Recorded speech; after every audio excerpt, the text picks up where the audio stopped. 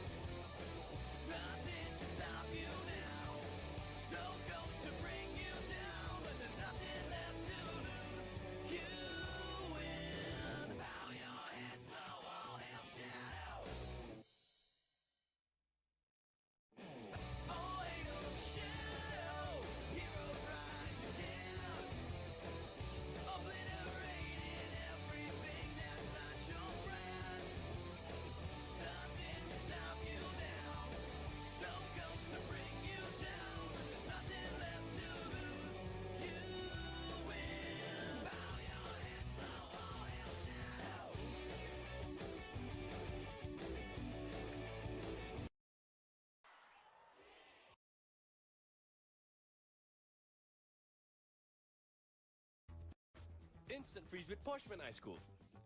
Push the limit.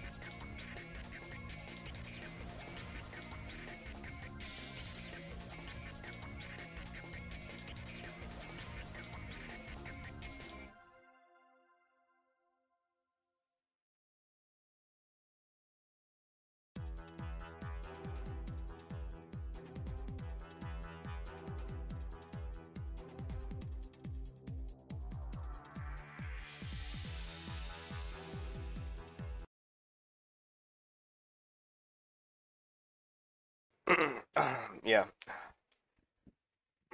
Yeah, I'm using my mic because I didn't want to speak during the beginning section because I'm having a raspy voice.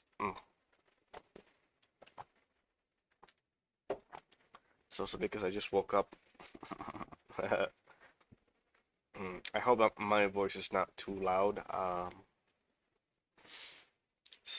I set the volume somewhere around the middle because it was like using custom filters to make it like sound better. Somewhere around the middle. Okay, it's fine. It's fine. It's also because everyone else is like sleeping. What time is it now? It's 1 o'clock right now. To be honest, 1:08. To be honest, 8 minutes.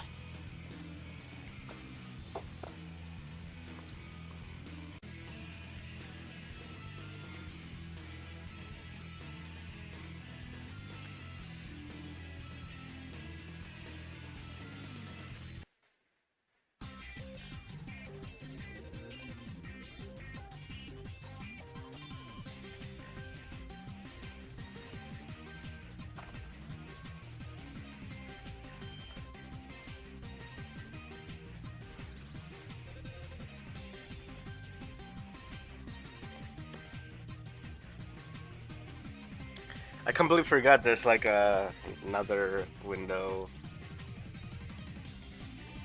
Not the one on the right next to my tablet, but it's like the one on my laptop screen. So there's that.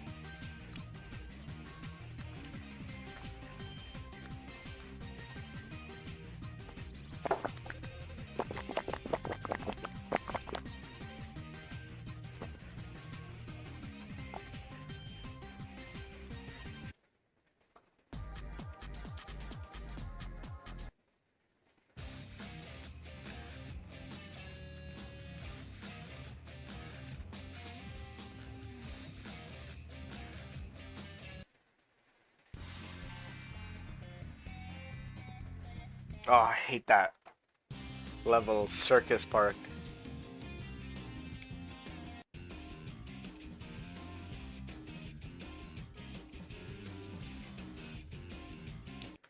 Which one is the one with the...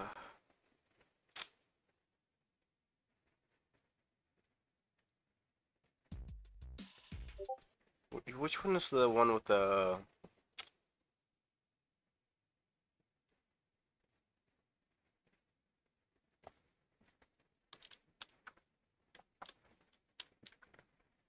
Uh,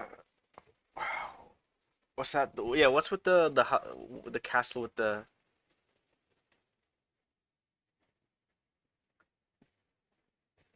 Was it Cryptic Castle? I don't remember. The level in Shadow the Hedgehog with the castle and then like the bats you can ride on. What's that? Sky Trooper. Sky Troops.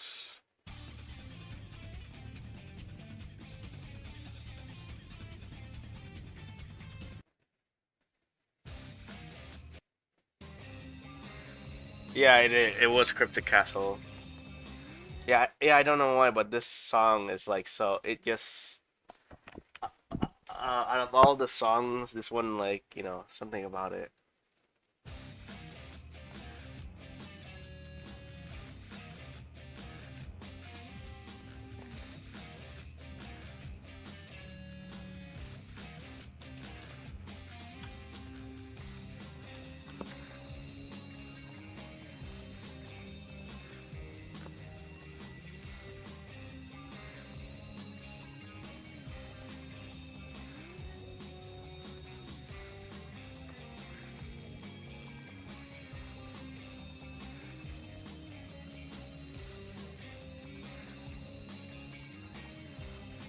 Cryptic Castle. Yeah, there's something kooky about this music that I like.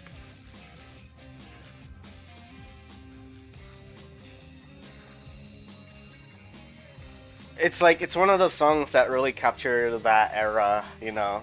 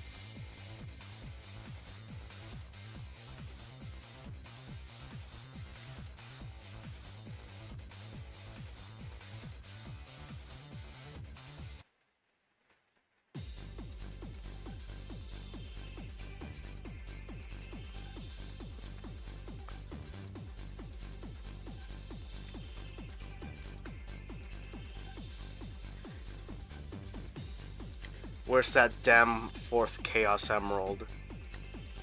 Chaos Emeralds.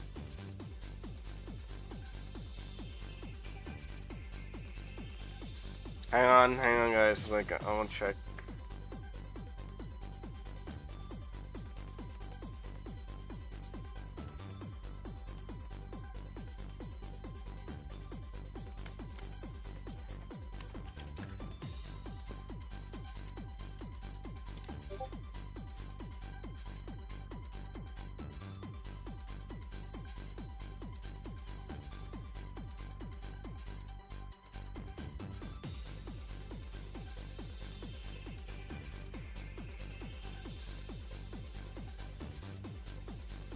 Yeah, I'm looking at refs for Fire Axe because like I don't know what the top edge looks like other than there's like something the handle comes out of it. Is it really a flat? I guess so.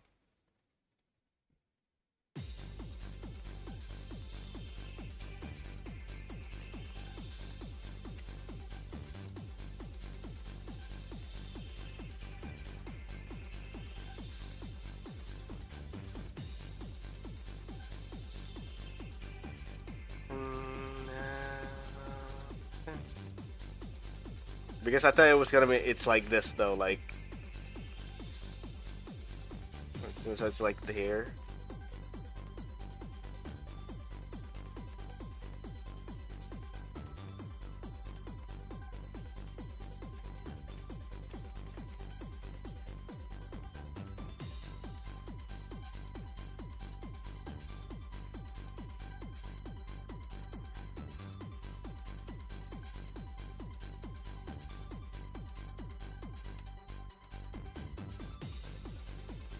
Wait.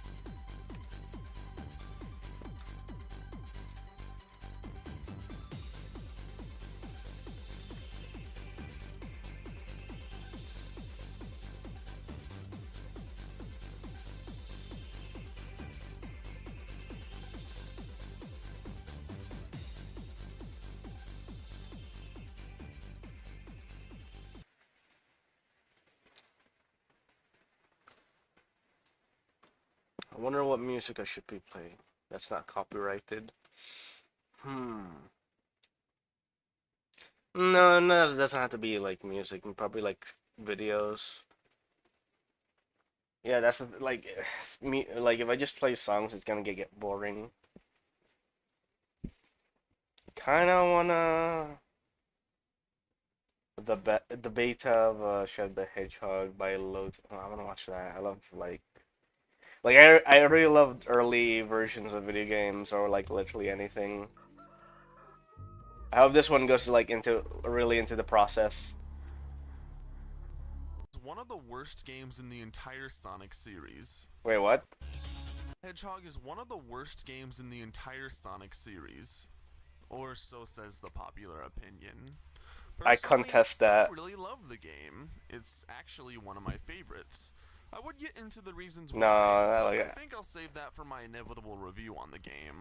I don't think the game is bad. Yeah, the controls are clunky. Because this is like made in what's it called? That era. But to my knowledge, the way and how I play it, it's like it's pretty good. It's like I would say it's way better than Sonic Heroes. Because like I really can't stand the team stuff. Like I really wish they could have done that better. Like the worst Sonic game right now has got to be Sonic Boom. The Sonic Boom games. Really interested in taking a look at. Now, Shadow the Hedgehog began its conception shortly after the development of Sonic Heroes. Many young Sonic fans sent letters to current prison inmate Yuji Naka asking to give Sonic a gun. He didn't think that giving Sonic a gun would be fitting for the character. However, it may have fit well for Shadow, and that's how development began. Shadow's core design was mainly inspired by the likes of the Terminator movies, Underworld, and Constantine, giving it a more darker tone meant for a more older audience. This tone change was quite controversial though, so much so that fans thought the original announcement of the game was an early April Fool's joke. Like many people, when the first ever trailer debuted for this game, I seriously thought this was an April Fool's joke. The concept was just so absurd. Shadow the Hedgehog packed I think it's just internet. Speaking of which, the game was first announced to the public at the March 2005 Walk of Game event. This trailer I mean, Shadow the Hedgehog was like ahead of its time. Gameplay montage of past Sonic games, with Shadow the Hedgehog shooting the screen showing said game. Because of the multi-ending, like multiple pathways. But now looking back at this as an adult, I'm pretty sure without Shadow the Hedgehog, we wouldn't have Black Ops 2. Because that's the closest thing when I could think of when it comes to that in modern gaming. And I think New Vegas. I'm Shadow the Hedgehog. I'm the world's ultimate life form.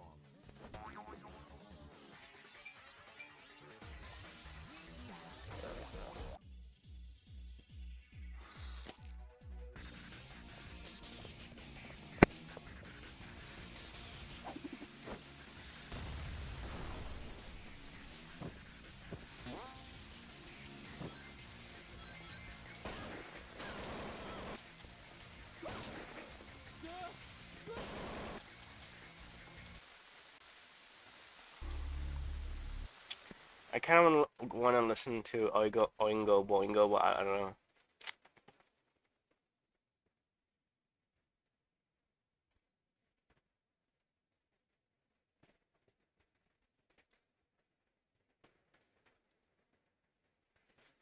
Hey, what's this? What's an unoriginal soundtrack? Is it a cover? Oh, it's an acapella. Okay, never mind.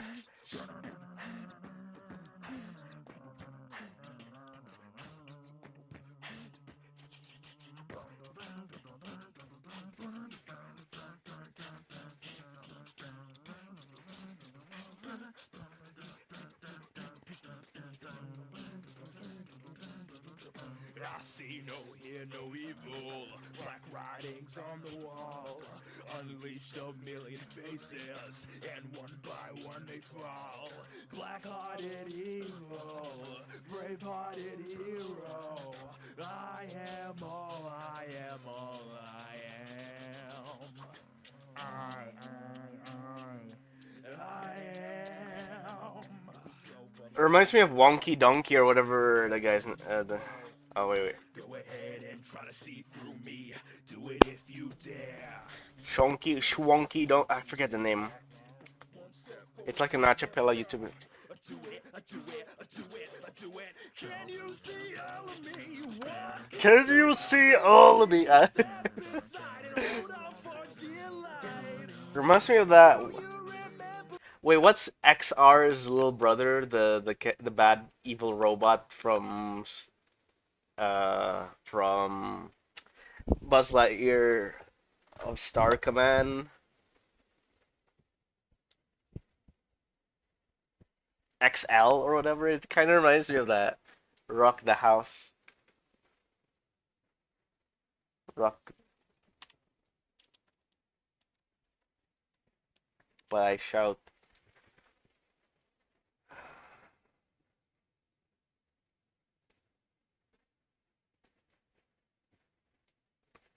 But I sing. No, there's two different people. Because it's like, the shouting is like really fucking high pitched.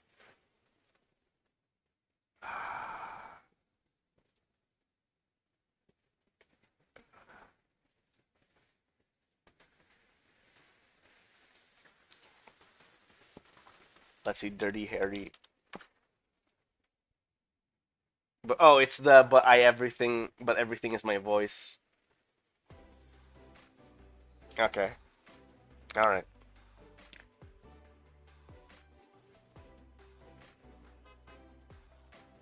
Yeah, it's ads. It's ads.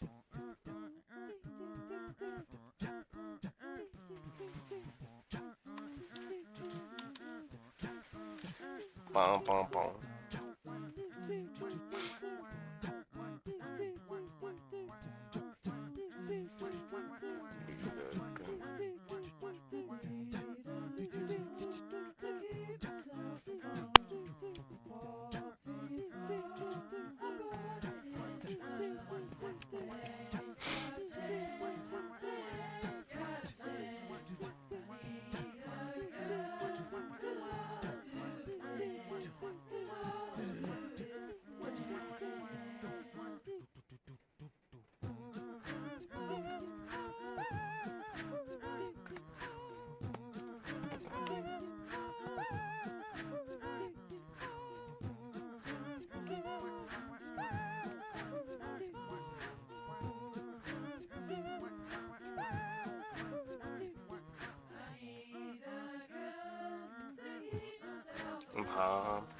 The poor people are burning in the sun. Got a chance. I need a gun. Cause all I do is dance. Cause all I do is dance. Because at the end all I wanna do is dance.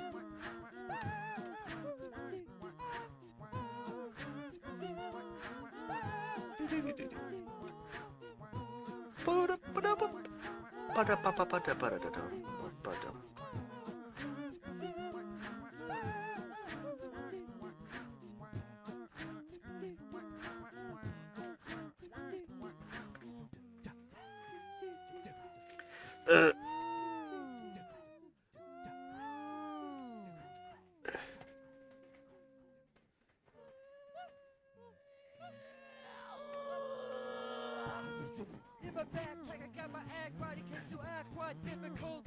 Anger is all weekend. With anger and discontent, some are seeking in such of like need mine. I think after this I wanna listen to some Johnny Vactor videos while doing all this.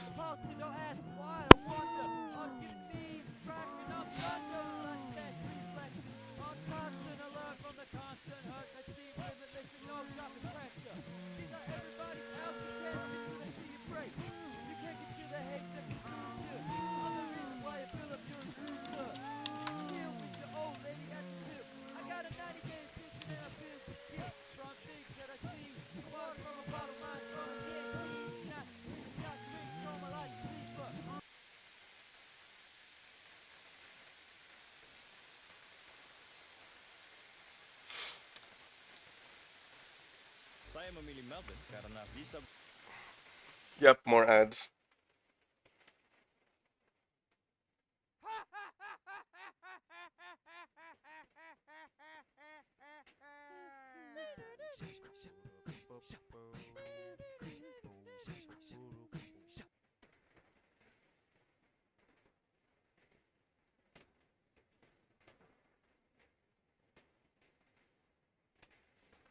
Oh wait, I want that. I want. Yeah, it's the YouTuber is called Shonky Wonky Donkey. I need to remember that. Like that's such a mouthful, by the way.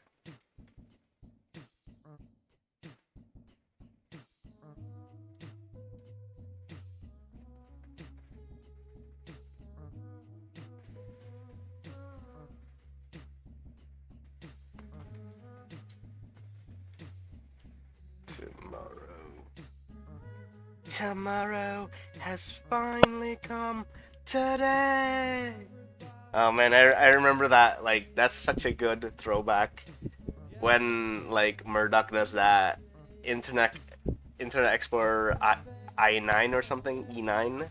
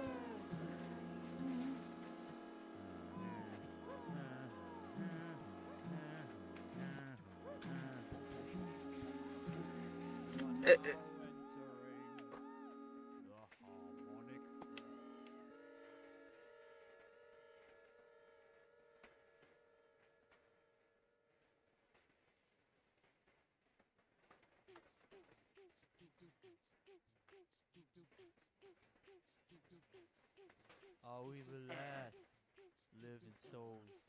Are we the last living souls? Are we the last living souls? Are we the last living souls? Dun, dun, dun, dun, dun, bum, ba, ba, bum, ba. And what you say? That's no way you behave. You're just alone when you begin to sing a song. It doesn't sing, it grows. You know. Are we the last living souls?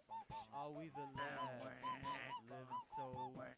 Are we the last to get away to a song nowadays? Or do we know what we know? Doesn't seem to be conveyed that way. Are we the last living souls? Are we the last living souls? Are we the last living souls? You'll be the last living soul. Get up, get up, get up, get up, get up, get up, get up, get up.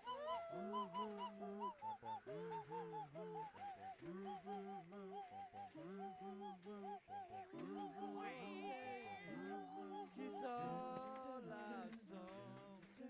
I got it down and wrong. I see myself to get below. See it go down. Come and take the sound. The part that coming on. Because man, it doesn't say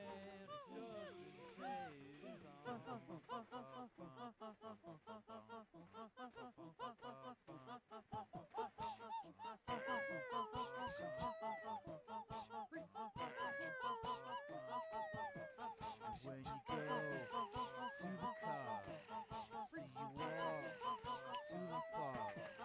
And when we get there, now do you see? Are we the last living souls? Are we the last living souls? Are we the last living souls? Are we the last living souls?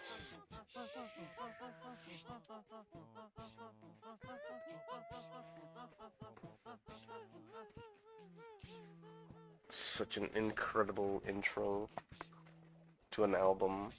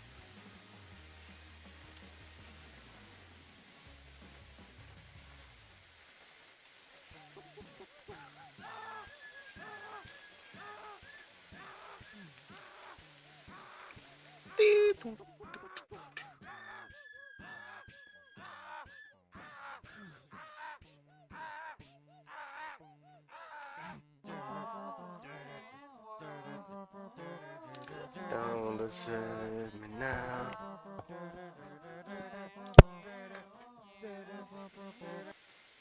I wonder if there's any Oh Green World covers. Tumbuxo, Tumbuxo, Tumbuxo, Tumbuxo.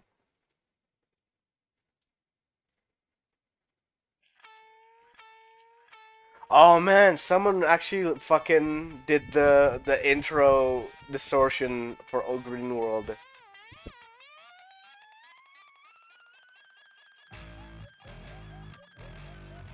That is so cool.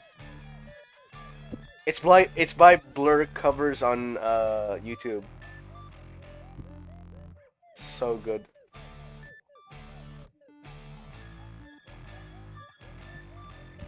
That bass, man.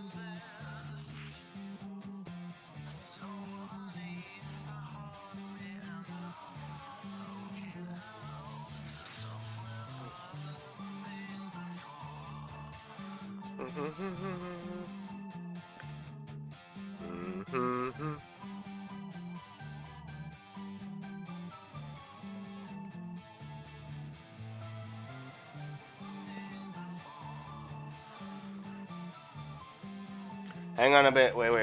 How did they do this?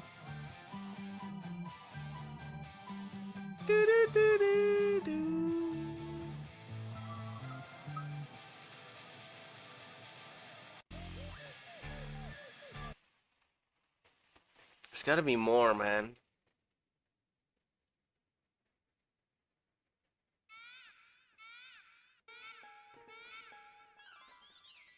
Here's one with Mario 64 sound fun.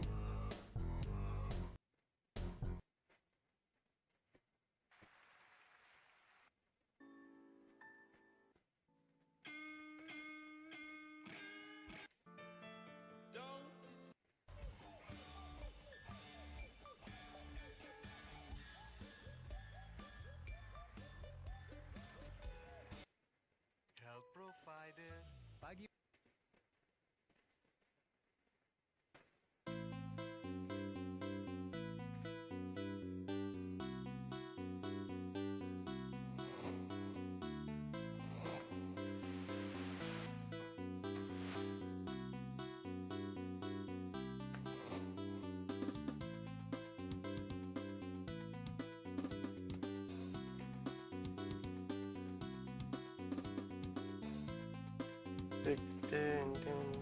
I don't. Wait. No.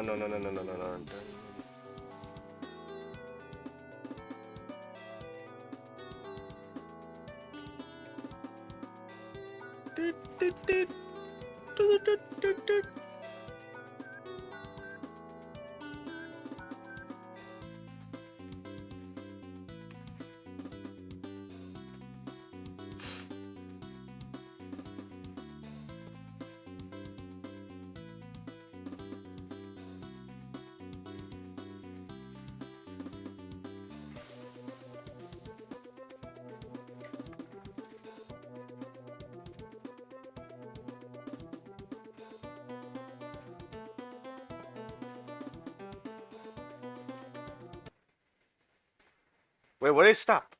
What the fuck? Oh, wait. Yeah, what did it stop?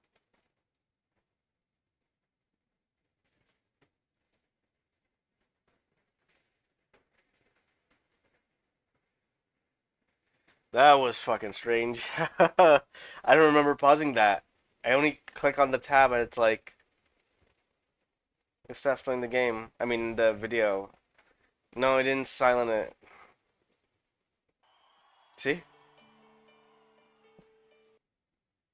No, no live. I don't feel like it.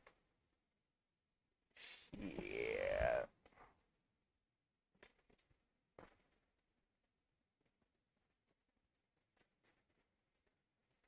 This is, cannot seem to find. Yeah, I seriously cannot seem to find it though. Hatsune Miku or Green World.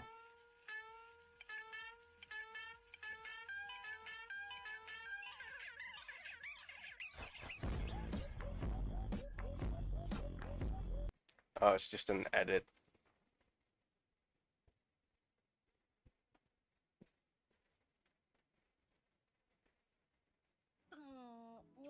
Nyut. Cobain.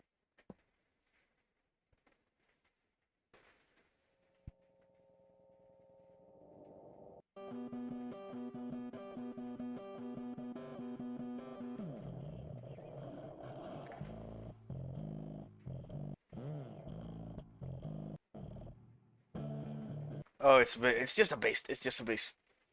Just a beast. The beast. Yeah, there's nothing.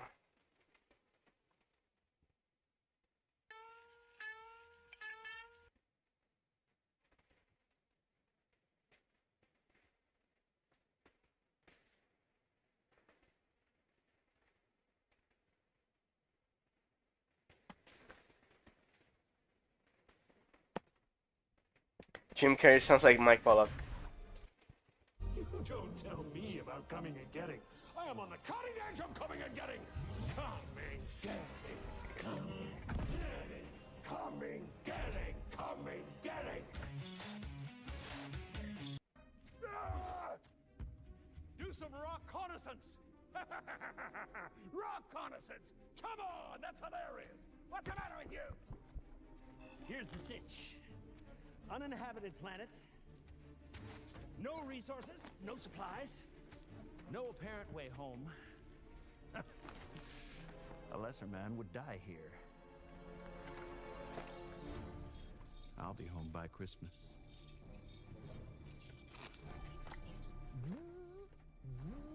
Wait, how the fuck did he do that? Wait, hang on.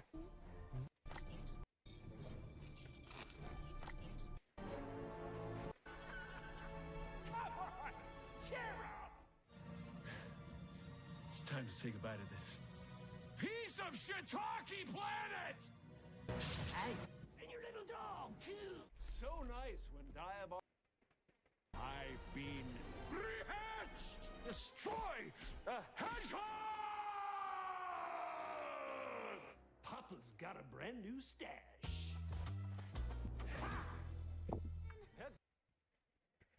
Yeah, Jim Carrey literally fucking does a good job.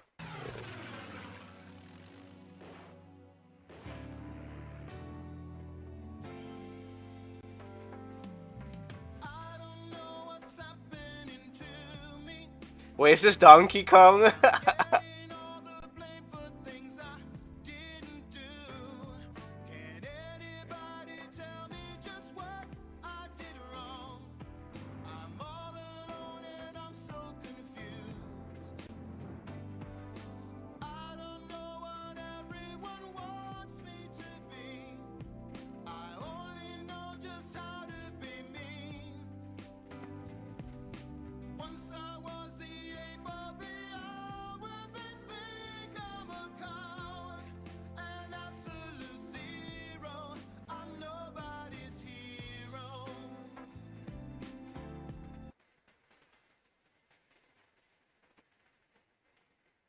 I have come to make an announcement. Awesome.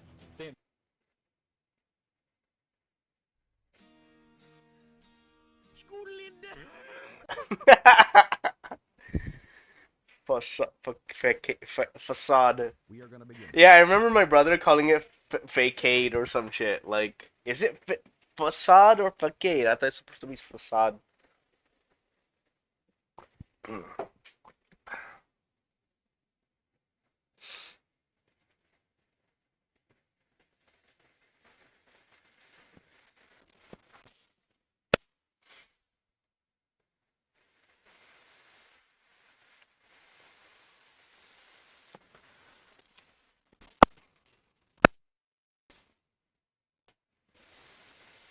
And this first one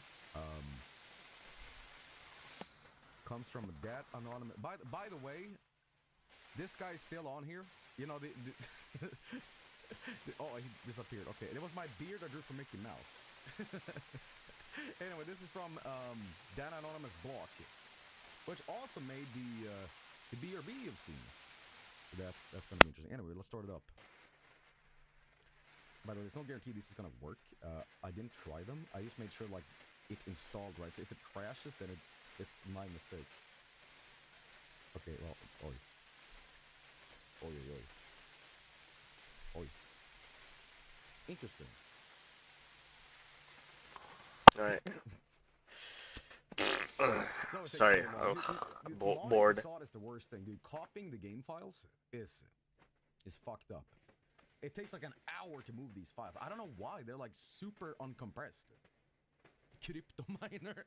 yeah, crypto in 2004 or 3 or whatever that is.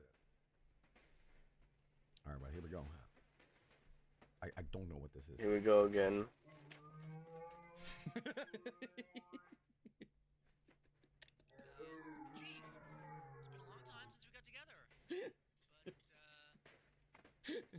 What is this?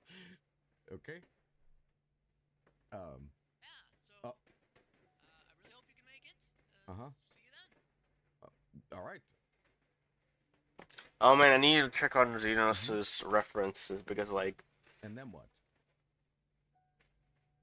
Good old grown too. The refs are very important. Now it rings. Okay. What the I'm fuck is going on? nobody's hero. The door's opening. An absolute zero. Okay, we have some stuff here. Grace has not been corrupted though, but Trip has an eyeball. What is that? What is that? What's what, Joel? Okay. Well, my name will be. By the way, always. There we go. My name will be. Somebody pointed out that Ben 10 is like 20 years old now or something like that. And wait, who? You know, happy birthday, Ben 10. No. We're gonna go with classic. Oh, sorry. Gonzalo. Gotta do it. It's the first one. Come on. Yes, I know Steamboat Willie's pub. Oh.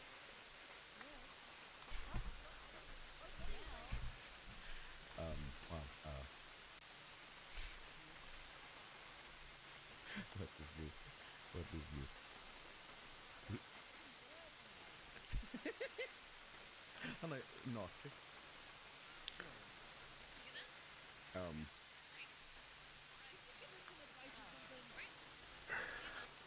Check out my new VTuber, guys. What the?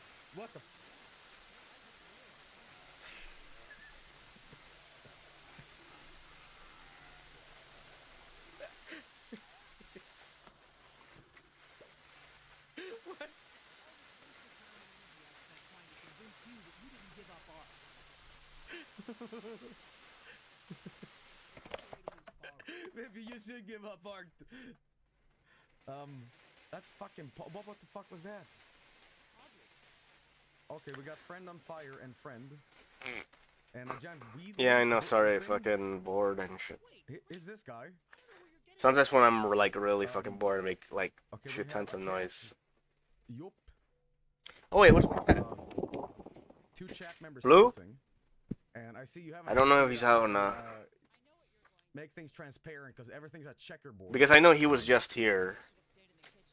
Is this Wise Tree? Well. You know, I didn't even know you were gonna put this in. I was just putting this at the start of this. What the fuck? You predicted it. I just stole this off the internet. Alright, hang on. Good. That's pretty damn good. What? Oh no, she is fucked up. Alright, so hang on a bit, bro. Wait.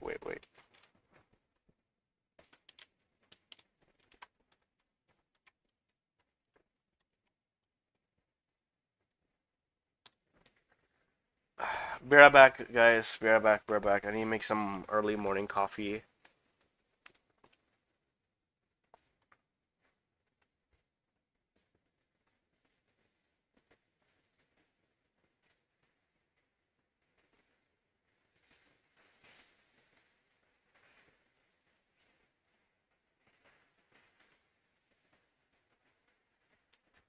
Yeah, so I'll be right back.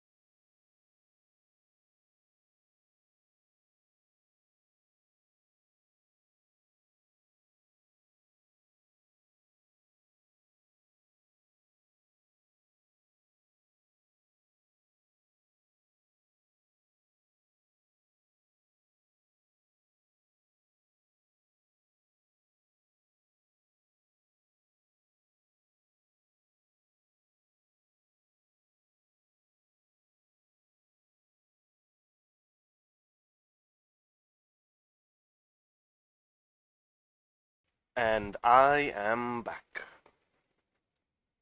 Get some biscuits with me as well. Yeah. So got coffee now, so I can like a bit more caffeine. Wake up a few just for a few boost. Um, get some snacks and what else?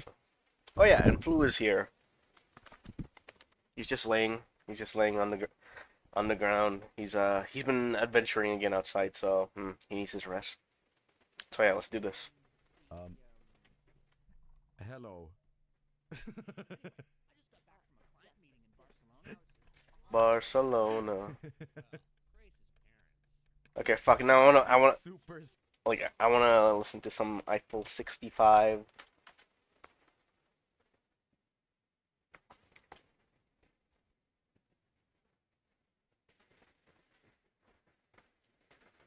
Cobain Fresti baru. Fresti.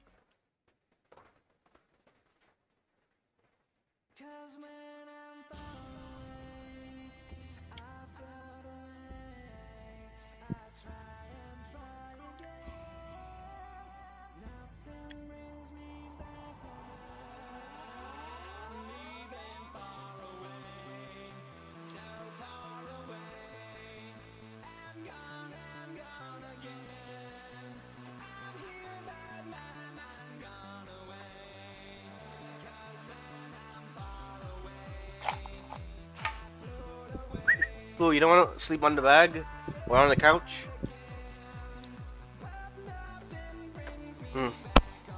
Sleepy boy.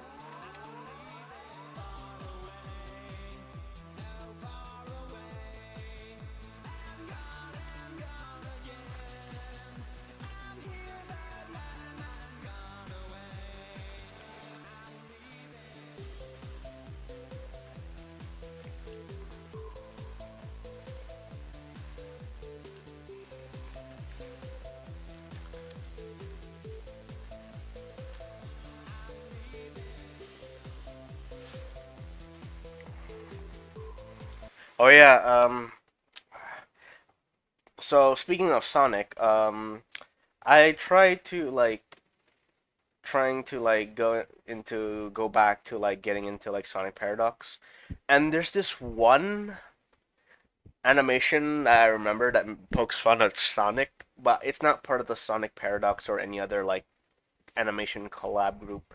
So I was trying to find that, and it's like I don't know. It's like it also has like making fun of like Sat AM, and there's like one part where it's like Sally says balls. Hang on. Or like I've seen like I remember YouTube Poop back in 2008 that has that. I think I don't know.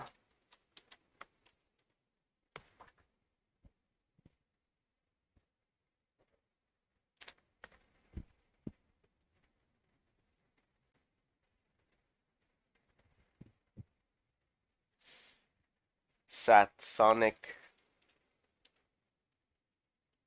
And then there's like there's like one gag where the creator is like into Pocky or whatever. Does anyone remember?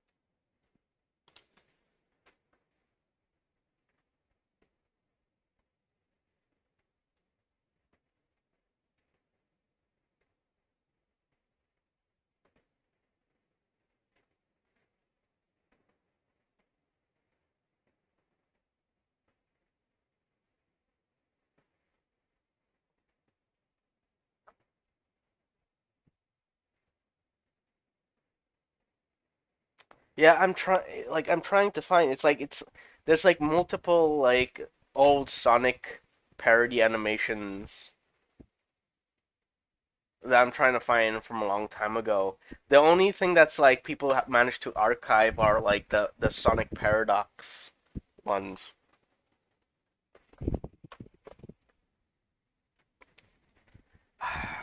Yeah, like I'm afraid if those things got lost in time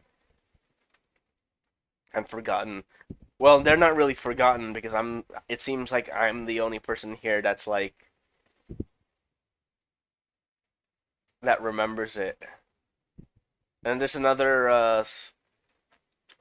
Sonic that has that same kind of sort of style where it's like the background is like paper notes or whatever, and it's like, and then there's like a Hannah Montana gag, whatever. Sonic Sticks, Sonic animation parody. No,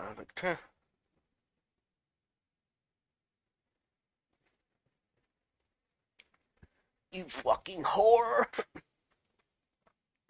All four of them? That's awful. Yeah, I should really do a react on like that kind of stuff. Kulit dan bulu anak kucing Anda yang sehat. Coba sekarang. No, this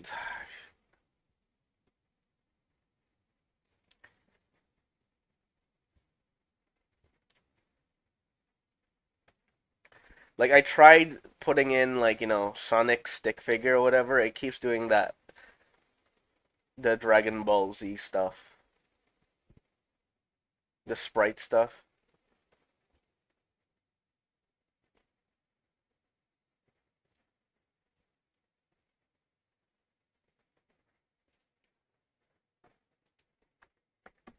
Sonic the Talking Door? Huh? I remember the OMG, the most original fanfic ever, like, but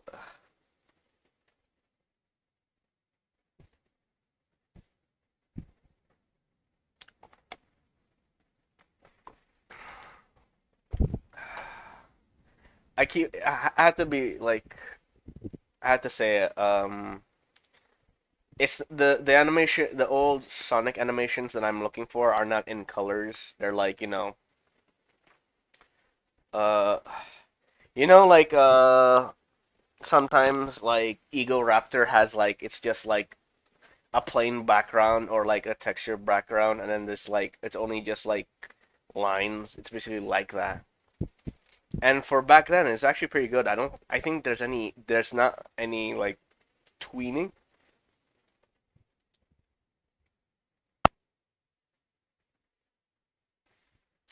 Sucks, man, because it's like that could have been like, yeah, even though the humor is like that era, but still,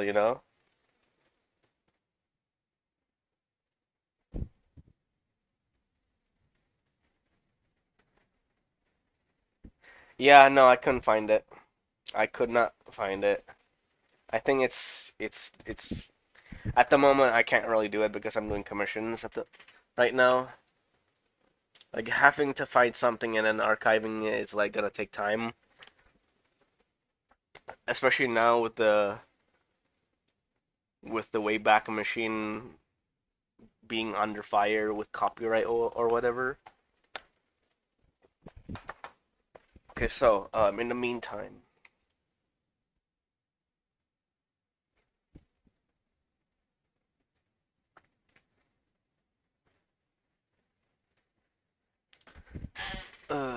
shit.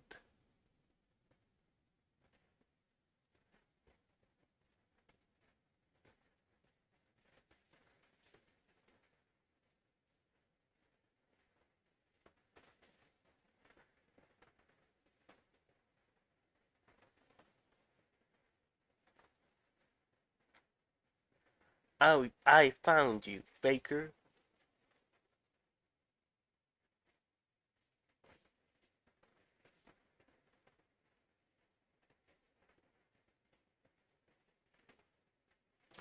Actually, I want to show you guys something. Hang on. Hello, Mario. I want to show you guys something. Here, let me drag this shit. We're gonna goof a bit. We're gonna goof a bit. The Brothers Mario by Rude Jack Art.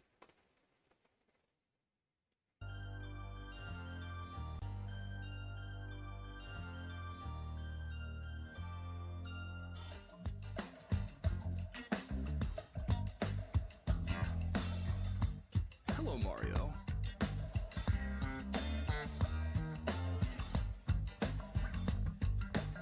This is it, Luigi.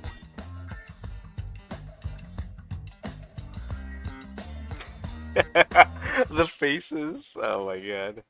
This was like 7 months ago. How did I not see this? Here's the sequel to it.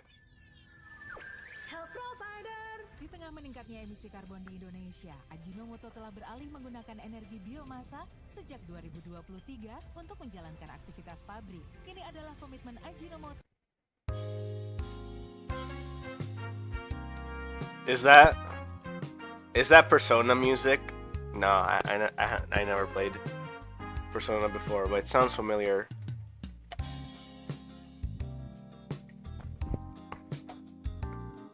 Yay, Luigi.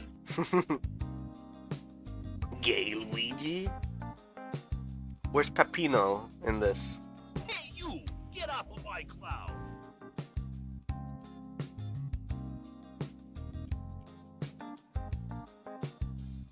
It's a stone, Luigi.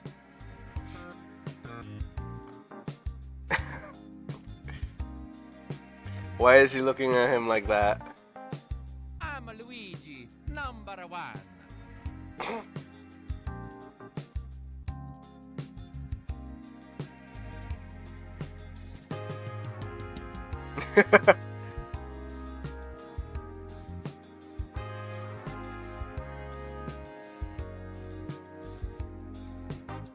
Mamma mia! Bruh. Luigi is literally wojacking right now.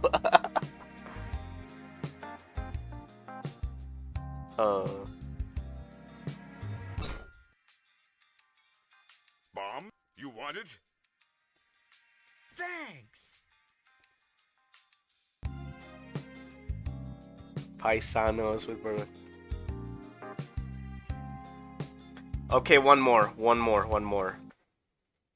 And then I'm going back to Sonic Shuffle.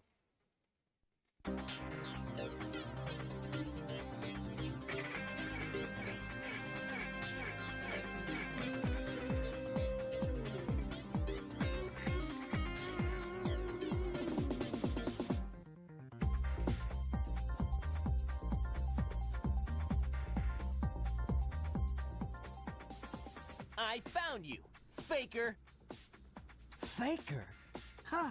You're not even good enough to be my I'll make you eat those words. Before this is over, I'll show you the true power of chaos control. Happy holidays.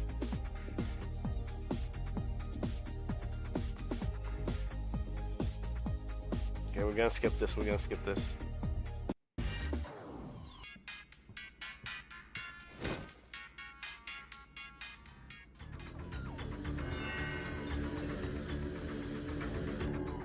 So dramatic.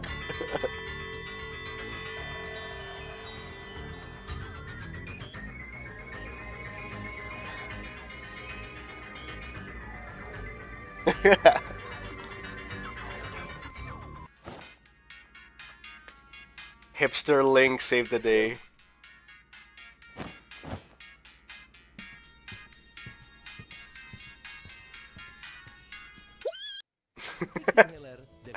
Oh yeah, wait, hang on. I want to see this one. Even though the album had already been released, one artist really wanted to be on the new Gorillaz record, so they made their own track to Plastic Beach. This would be Daily. Oh, I know this one. Okay. Yeah, okay. I wanna add something. like this design here when like Sonic is in a relief. It kind of reminds me of like the Walton Files a bit. Hang on.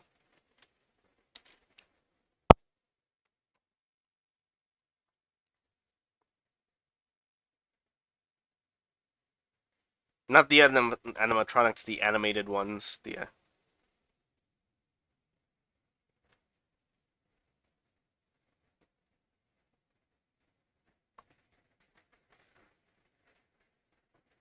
yeah, see, it looks kind of like this thing. All right, go back. Let's go back to working on this.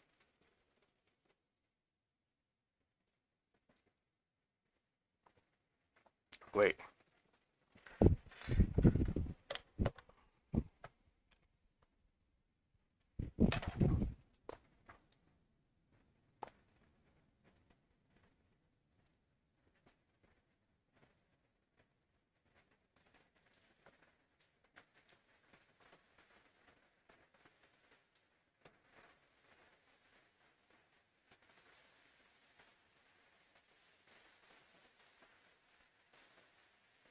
Oh no, please don't tell me. Oh, Half-Life 3 got teased.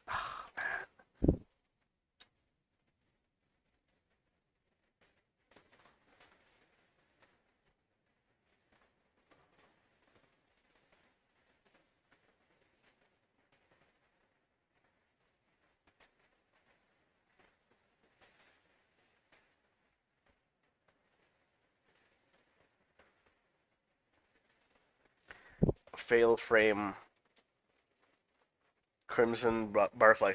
Yeah, so here's the thing though, like I'm trying to like, there was plans of me streaming like horror games during Halloween, but because, I was still busy with overdue commissions and all that stuff, so no, I decided to cancel. The Crimson Butterflies. Damn, like I'm not gonna lie, for like 2000 early mid to late 2000s game.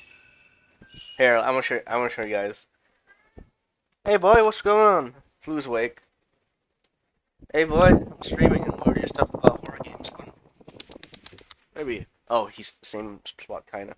Like, hang on. Stretch of the imagination. I mean, my Wii is right here, and these are the games I enjoy playing on it. However, the motion control hype train has finally ground to a halt, and the world has moved on, with even Nintendo seemingly admitting it was a one-and-done deal. I mean, there's, VR. But yeah. This leaves the games designed around those motion controls in a questionable state, though. I think a lot of them could easily... Yeah, that's the thing, though. Like, see, to analog that's the thing about like the Fail Frame games is that the aesthetic and then the character. Hold, wait, do you guys see that? Like, hang on. Wait, hang on.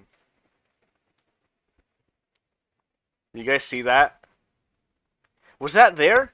Like, because on my tablet screen, I cannot see that. Only this ghost right here. Only this ghost right here, sorry. State, though. I think a lot of them could easily transfer... See? There was nothing! See? ...to analog... There was nothing in here. Holy shit, I just... Nintendo seemingly admitting it was a one-and-done deal. This leaves the games designed around those motion controls in a questionable state.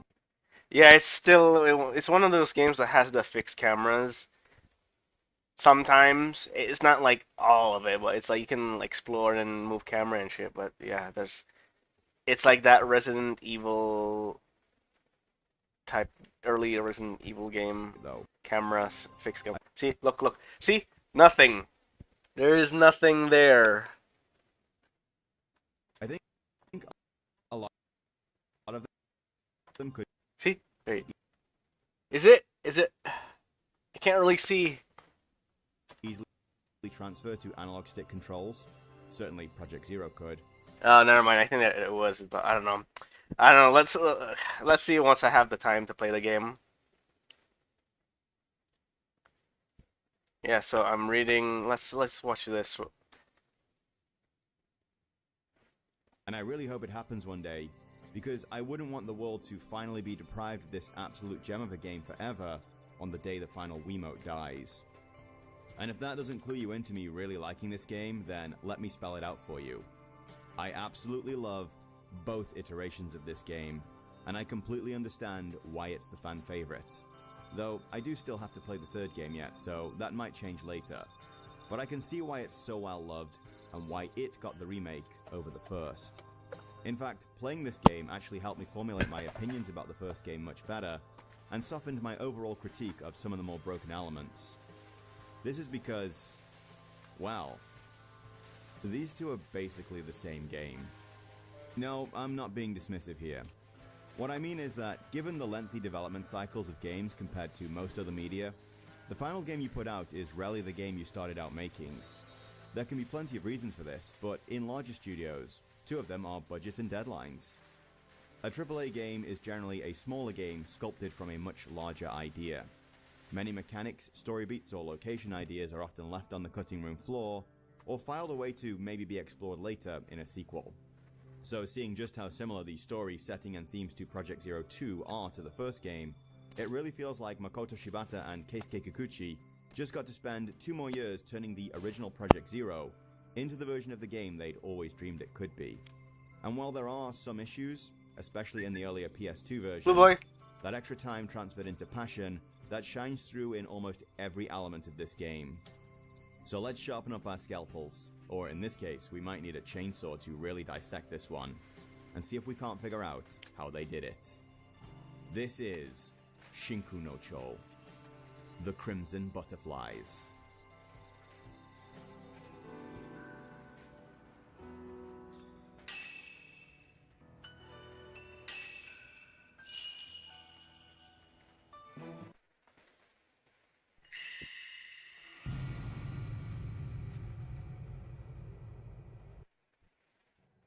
This little segment is just to keep everything above board about the video's production.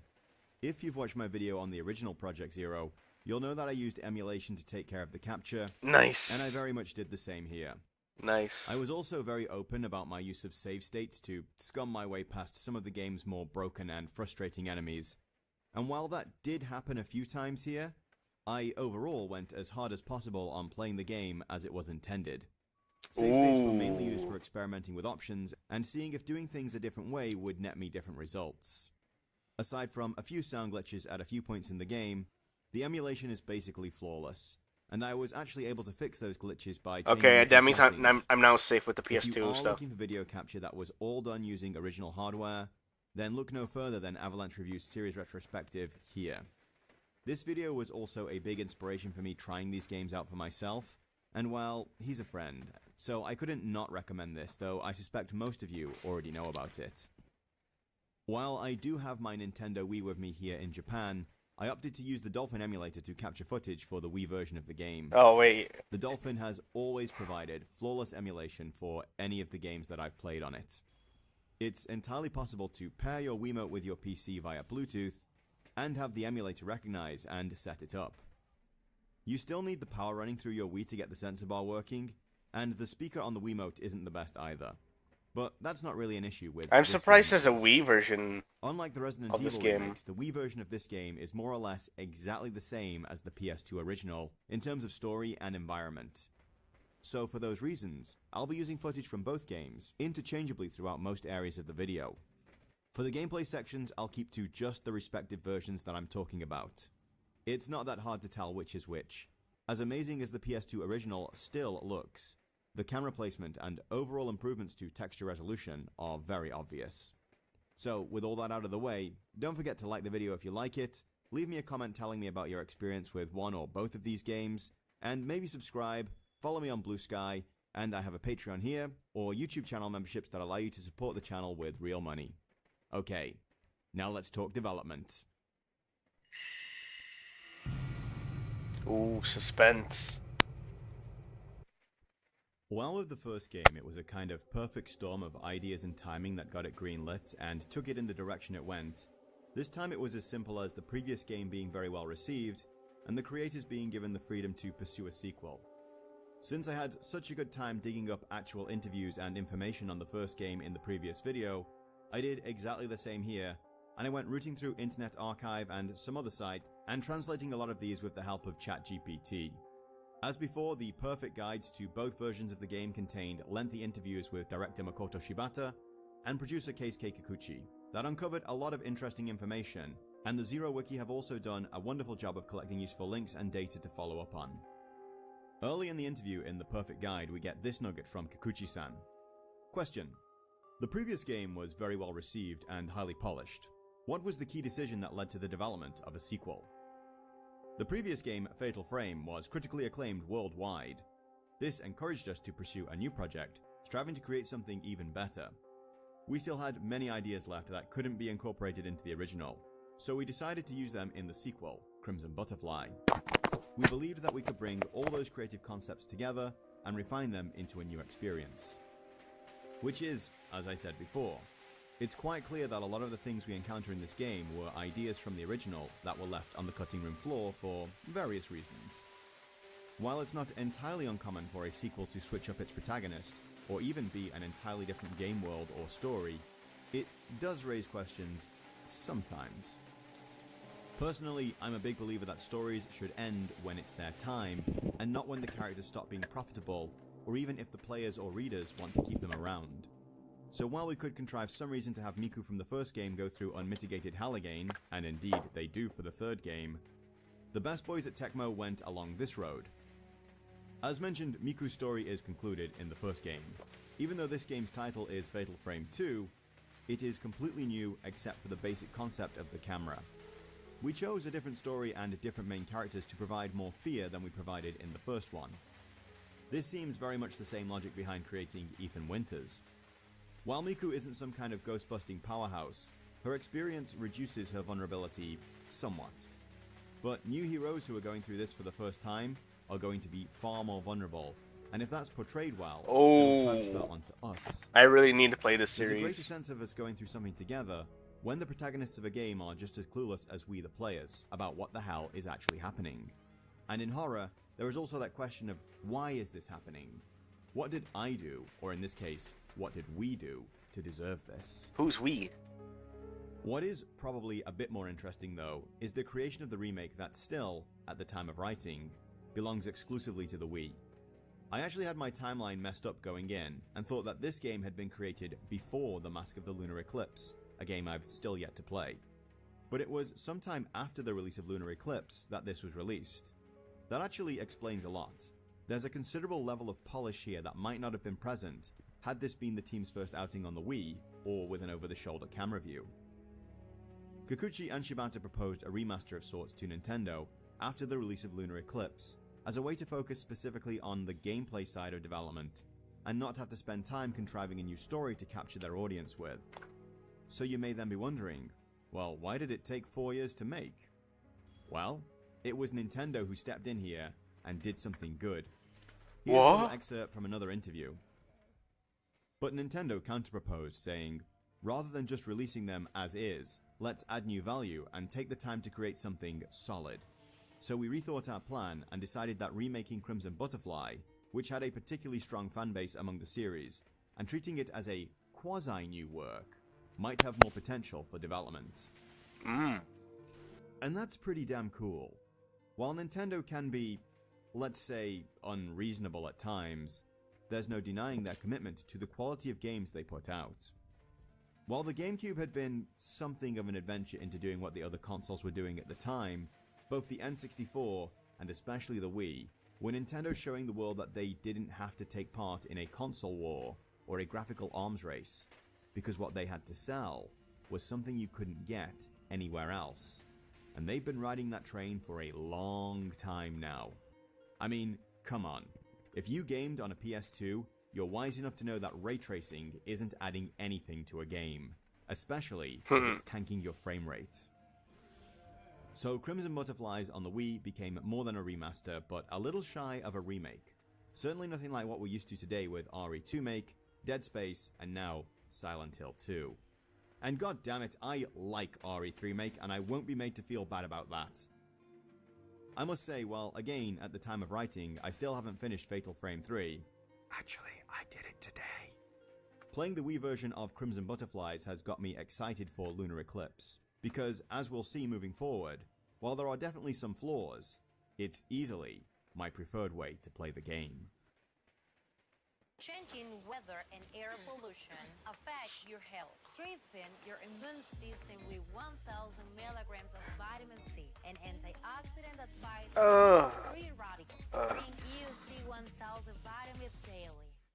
Nippon Elastex 3-in-1. Do you say Nippon? Hydroflex, perlindungan Nippon lebih pain. maksimal, gampang meresap ke pori-pori tembok.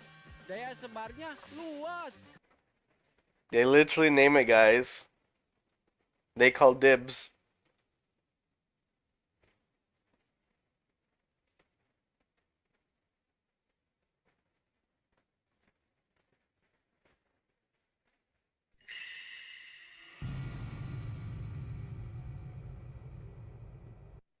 So while we do have a couple of strikingly different versions of the game to address in the gameplay section, we don't have anything like the folklore deep dive that I took in the last video. Well, there's a couple of tangential things that I'll briefly bring up, but that shouldn't take too long. So how about we divide this story section up into a couple of chapters? I'll do a more or less spoiler-free overview at the start, then we'll go into a mid-game spoiler section, where we'll talk about what actually happened to create the current situation for Minakami, or All Gods Village. All Gods However, Village. I will say up front that, just like the first game, it's impossible to dive into what this game is about with any great detail, without knowing how and why the Lost Village became lost, and its former inhabitants became angry ghosts. So if you are looking to do something close to a blind run, this probably isn't the video for you. At best I'd say, yes, of course I recommend this game, and you can check the gameplay section if you want to know which version is best for you. Endgame spoilers and my overall feelings on the larger symbolic meaning will be kept until their usual spot, after the gameplay section and before the conclusion. So, let's jump in. When I said that Project Zero 2 feels like what the first game might have become if it had been given a bigger budget and a couple more years of development, it's because their stories share a lot of common points. They both deal with siblings trapped in a kind of legendary haunted location, and the narrative concerns a powerful dark force that is, usually, held at bay by a shocking human sacrifice that includes ropes and strangulation. Sheesh. The most recent of these sacrifices went wrong for various reasons, and the dark power rose up to swallow the location and trap everyone there and every soul who enters from that point on in an awful fate forever. So our protagonists are on a mission to escape the same fate at the hands of all these suffering spirits, or perhaps something even worse that exists at the very heart of all of this.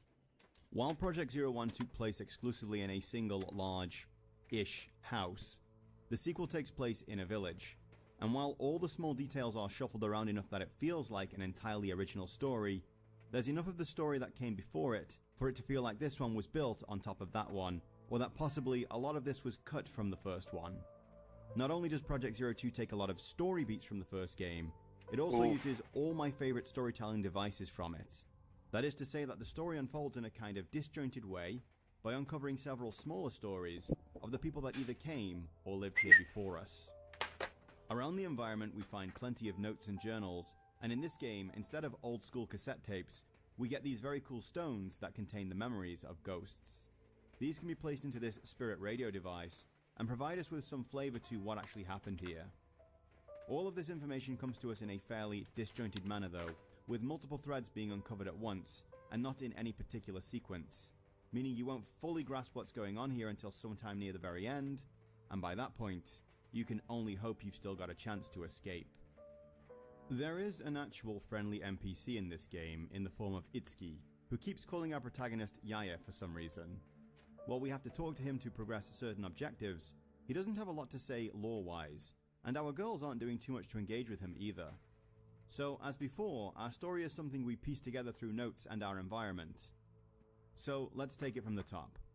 Our opening cutscene is a little vague to be fair, but we start with our protagonists, the twin girls Mayu and Mio Amakura, hanging out in a forest somewhere in Japan. There's a lot going on here with flashbacks concerning the girls playing in this area, and Mayu taking a very serious fall along the way. Yes, what is it, boy? At the start I was actually expecting them to come out and say that Mayu actually Flu is died awake during again. this scene, and she's been a ghost all along. but maybe I've played a few too many Silent Hill games at this point. Mayu survived the fall, but now seems to have a permanent disability from the damage, meaning that she walks with a limp and can't run very fast. Feeling responsible for her sister, Mio swore to stick by her and take care of her as best she could, and the two have developed a very strong bond ever since. This area where they used to play together as kids will soon be flooded as part of the construction of a new dam, and the two are enjoying a final day of nostalgia together, and all seems really well, right up to the point that Mayu gets pulled away from her sister by beautiful bright crimson butterflies, and Mio has to give chase. At the point when she passes a small guardian statue right here, she enters a far more dangerous world. Day turns to night in a heartbeat, and Mio finds Mayu standing atop a hill overlooking the lost village. Hello? What are you doing? The girls cautiously make their way down Hey, are to you the village, drinking tea? stumble onto a bag with Hey, that's sugar, boy. Come on, come on. in it. It Hang on, seems guys. a surveyor for the new dam went missing some time ago, and You wanna go despite a 10-day search was Come never on, pa. found. And this bag and What these is it, big boy? items seem to belong to his distressed lover who came here to find Hey, him. you wanna say hi We to the actually Indy? begin our game investigating this story To the as we audience? catch a glimpse of someone or something entering a house not far Hey, away. hey, kenapa? What's going on, boy? And this moment right here freaked me the hell out. Oh, boy. Oh, come on. Whoa. You abandoned me once more.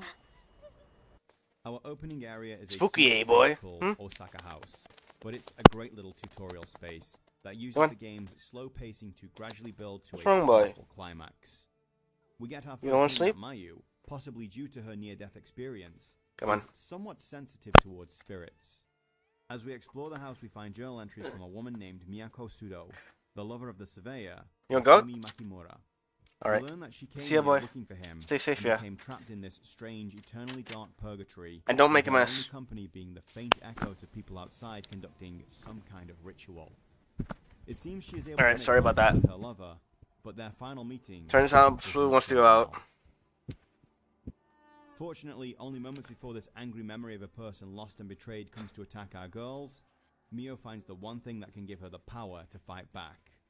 It would seem that sometime prior to whatever happened here, a folklorist had come to learn more about the local legends surrounding this place, and he brought with him one of the camera obscuras that can both see and exorcise ghosts. Ooh. Our opening chapter ends with Mio falling unconscious, as using the camera can take a strain on the user, and while she's out cold, Mayu hears a call and runs off to answer it.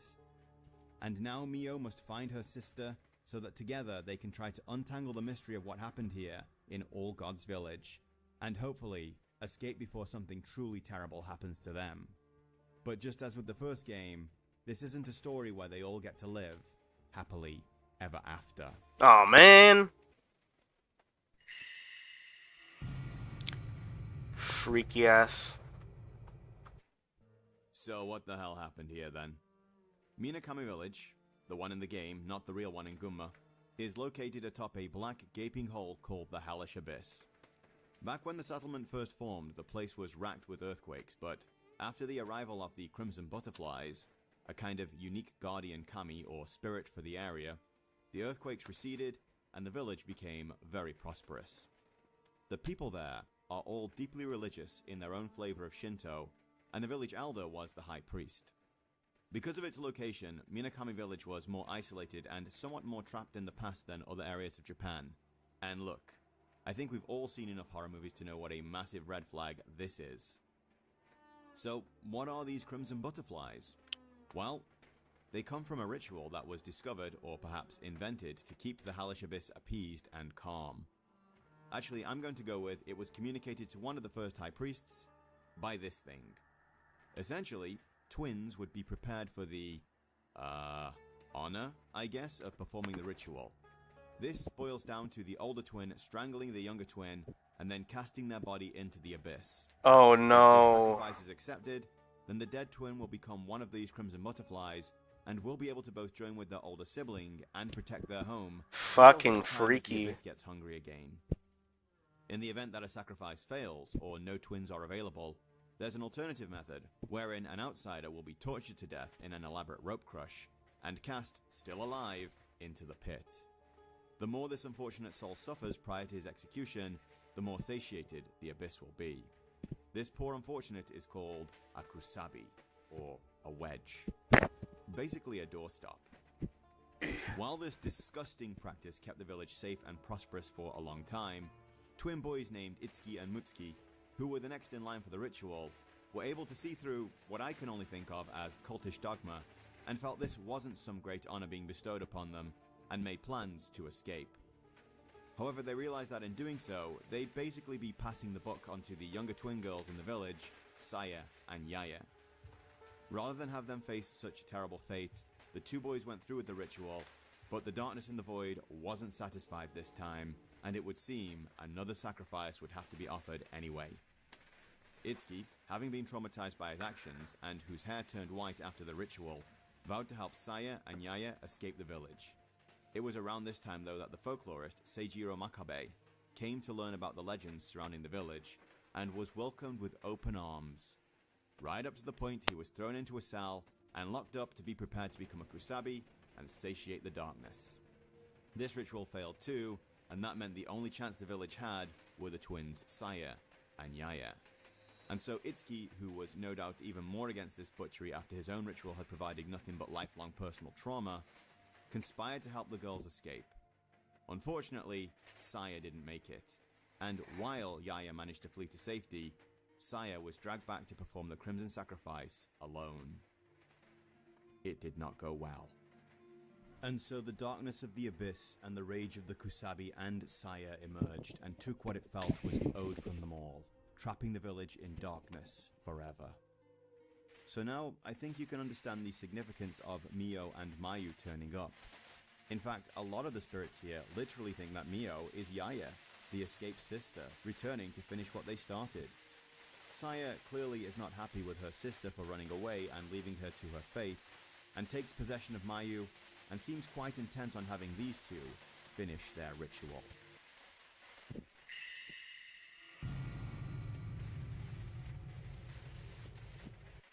One of my favorite things about both the Project Zero games that I've played so far is that we're not just confined to a single story.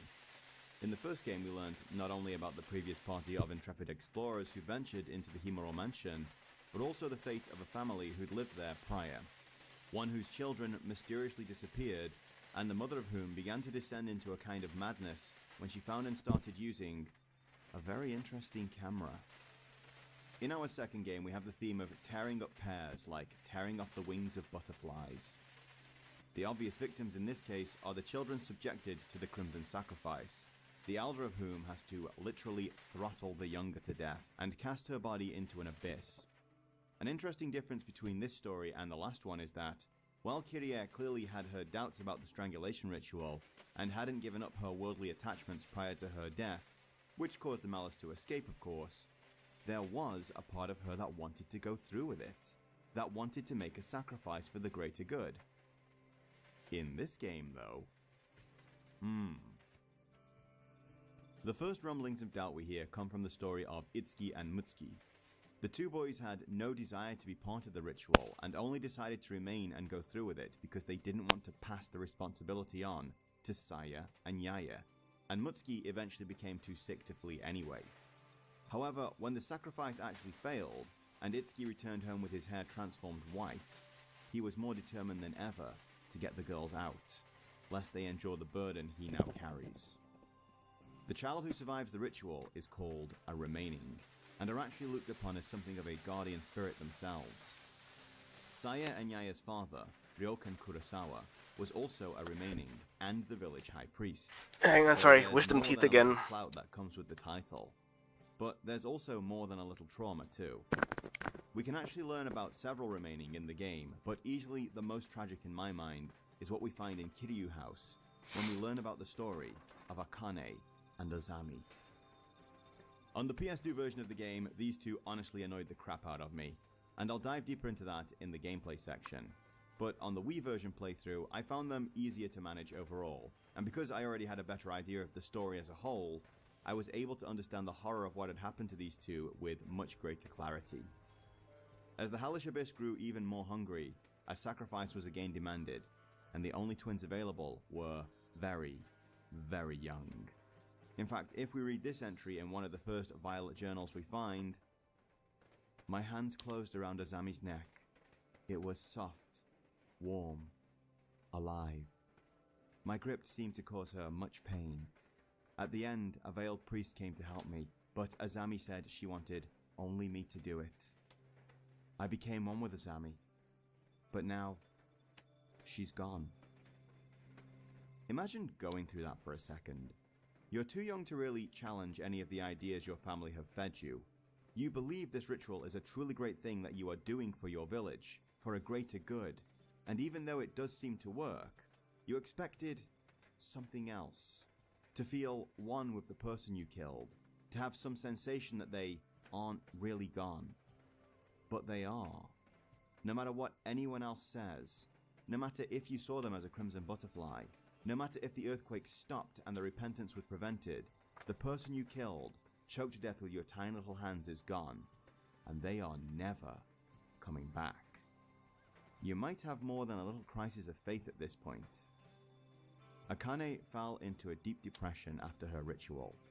Her father was a doll maker who contrived to build an elaborate toy replica of Azami to try and ease the burden. But this little plan went about as wrong as you could imagine. Reading various journals, we can discover the slow horror unfolding as the doll begins to move independently and even talks with her sister, and the dollmaker realizing that something has escaped the abyss and got inside it. He realizes that Azami must once again be offered, or should I say, returned to the abyss, and as I'm sure you can imagine, Akane wasn't okay with that.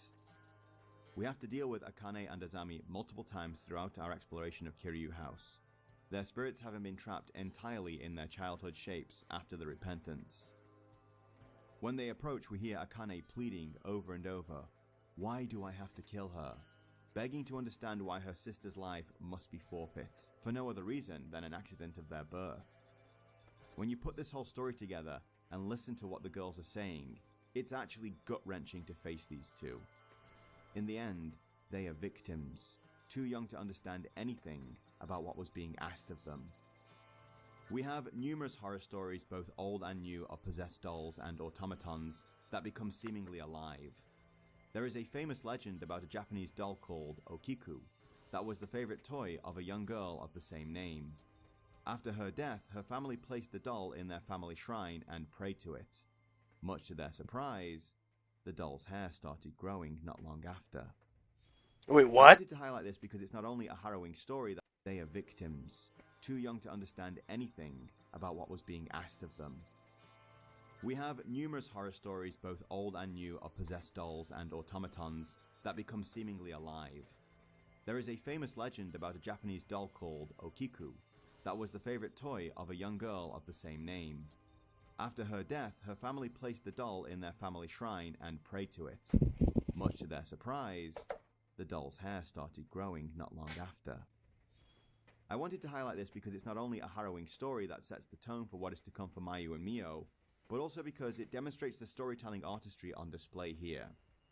These aren't just long abandoned buildings that we're exploring. These are houses that were lived in by villagers who were complicit in this terrible ritual and believed in this twisted faith that promoted it. We aren't just fighting ghosts that want to hurt us. These are twisted memories of people who lived their own tragic lives and are, in their own way, justified in their malice and desire to inflict their pain on others. Each building has its own story and its own unique characters to uncover, and it makes this world all the more real and all the more terrifying for it. Yeah, just watching the gameplay is already giving me chills. Like, Nasi padangnya buat lembur. Karena dengan solusi B2B dari ekosistem Grab OVO, terus tingkatkan produktivitas, kontrol, dan efisiensi perusahaan. Hey, coba Axe Premium Collection baru. Wangi mewah parfum premium Axe bikin doi jadi terpikat. Wanginya mewah, King. Axe Premium.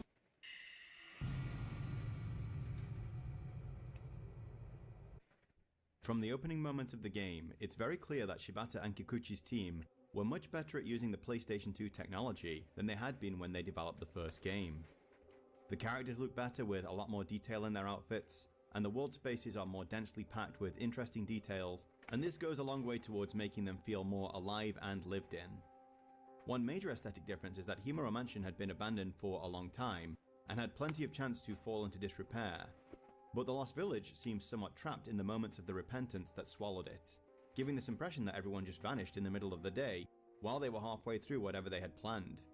Which is basically what happened.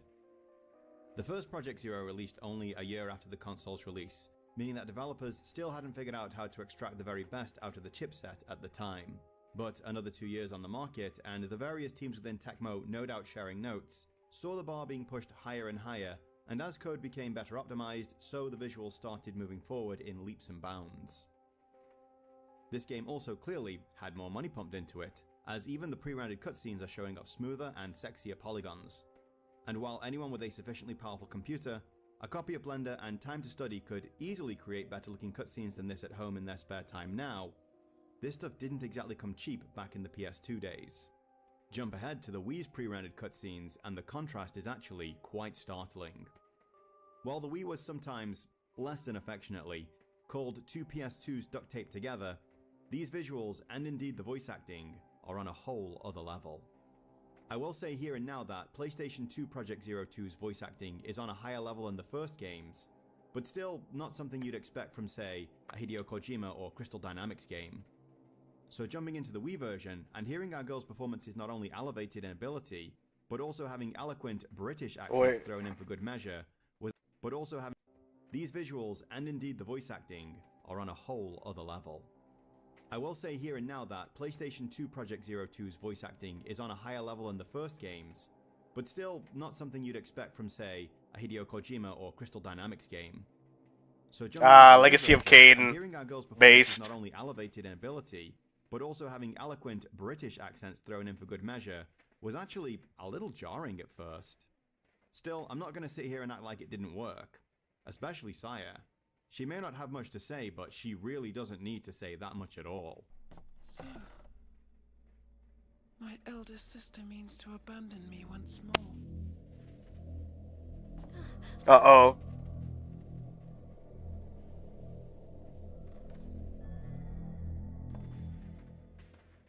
But art direction isn't just about getting the most graphical fidelity out of a console or having the best paid voice actors on hand to perform your characters. It's about what you do with that power and the stories you tell in doing so. According to this PlayStation blog, Shibata got the idea for the story from one of his dreams. And while this is an official PlayStation blog, the lack of an actual citation, and the fact this has never been brought up in any of the other interviews that I've read, leaves me a touch skeptical about this. I think the amount of crap I had to wade through to get to the facts regarding the first game's inspiration has left me a touch jaded, for better or worse. Still, Shibata has drawn inspiration for his stories from his dreams before, and would go on to do so again in future titles.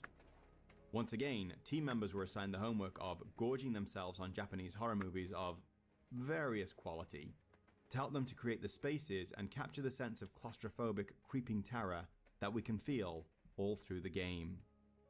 Just like with the first game, old Japanese-style homes were a big focus here.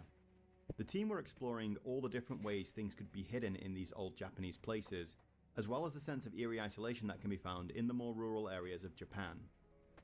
There are several preserved old-style villages that can be visited here, such as Shirakawa-go in Takayama, and while the vibe here is generally cozy, I can see how with only a subtle shift it could become more creepy and ominous at night. True. First hiking trips after I arrived here. It was in Miya Prefecture on a mountain called Fujiwara. It's a very isolated trail that you have to ride a slow little local train into the mountains to reach. The houses in the village at the base of the mountain here are Spooked mostly the fuck empty, out of me. as they've most likely been inherited by people who live and work in the city and just come back to tend the gardens every couple of weekends and keep the place looking spiffy for when they retire for themselves.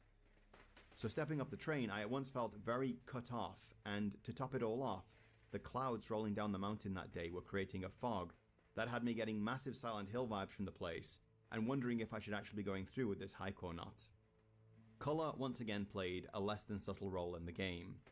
As with the first game, red was one of the important key colours, which is probably a no-brainer for a game called Crimson Butterflies. When questioned on this, Shibata said, The theme of red was something I wanted to explore deeply in the game. The connection between the color red and its association with rituals and horror plays a significant role in Crimson Butterfly. Additionally, we wanted to continue building on the elements of fear that we didn't fully express in the first game. And on the subject of butterflies, he said, "We felt that the red butterfly perfectly captured the haunting beauty and sorrow that we wanted to express. Everything in the story revolves around the village and the red butterflies, which ties into the narrative and deepens the atmosphere of fear. Butterflies are short-lived creatures that can be absolutely dazzling in appearance. They shine brightly, but burn out quickly. And there's something slow and ethereal about their movements that adds to their haunting beauty." Another interesting tidbit of information I got from the interviews, though, is that urban legends were also an influence for the game.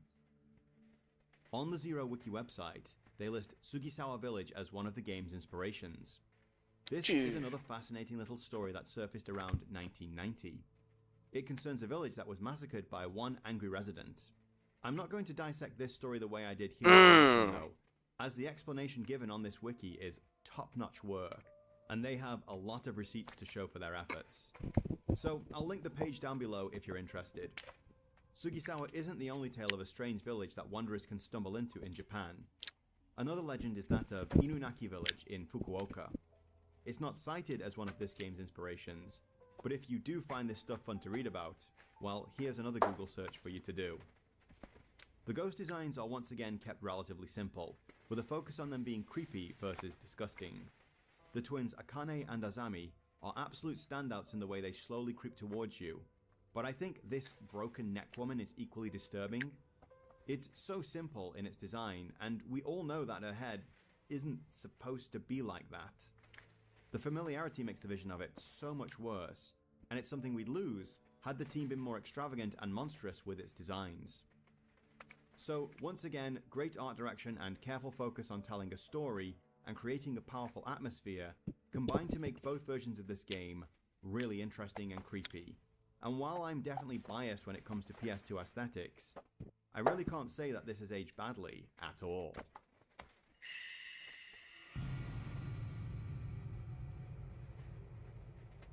The PlayStation 2 Crimson Butterflies games plays a lot like the original, but with just about everything tightened up and a couple of major changes. Our girls are a touch faster than Miku was last time, which does make some of the backtracking we do a little less tedious, but still leaves running away from enemies as a harrowing affair that will leave us second guessing the wisdom of our decision all the way. Once again, fixed camera angles and tank controls are on the menu. Since our environments are full 3D, we also get some nice tracking shots too. This choice also means that useful items and indeed enemies can easily be concealed in the environments and serve to not only look cool, but keep us on our toes the whole time. Since I got so used to the original Project Zero's run button to accelerate and left analog stick to rotate the character, I jumped straight back into it in this game, and it's still easily one of the best implementations of tank controls in a horror game that I've ever used. Oh no. Since our girls aren't muscle men like Chris, or schooled in the art of the Chuck Norris roundhouse kick like Leon, their only real superpower is their ability to quick turn when the left analog stick is pulled back. It might seem like a small detail at first, but given that survival horror combat is about distance and positioning to say nothing of running like hell, you're going to be getting a lot of mileage out of this move. Himuro Mansion in the first game wasn't actually a very big environment, but the developers extracted the maximum amount of use from the space that was possible. A big part of this was the 3-night chapter system that saw supernatural time shifts make small alterations to the space and cause puzzles, items and enemies to appear in areas that hadn't been there previously, shortcuts and other routes to become available that weren't there before, and a steady stream of story set pieces that made retreading the same wood and tatami rooms exciting from start all the way to the end of the game. Here in Project Zero 2, we've got a village with no less than 4 residences to explore, each filled with its own mysteries to uncover and resident evils to face off against.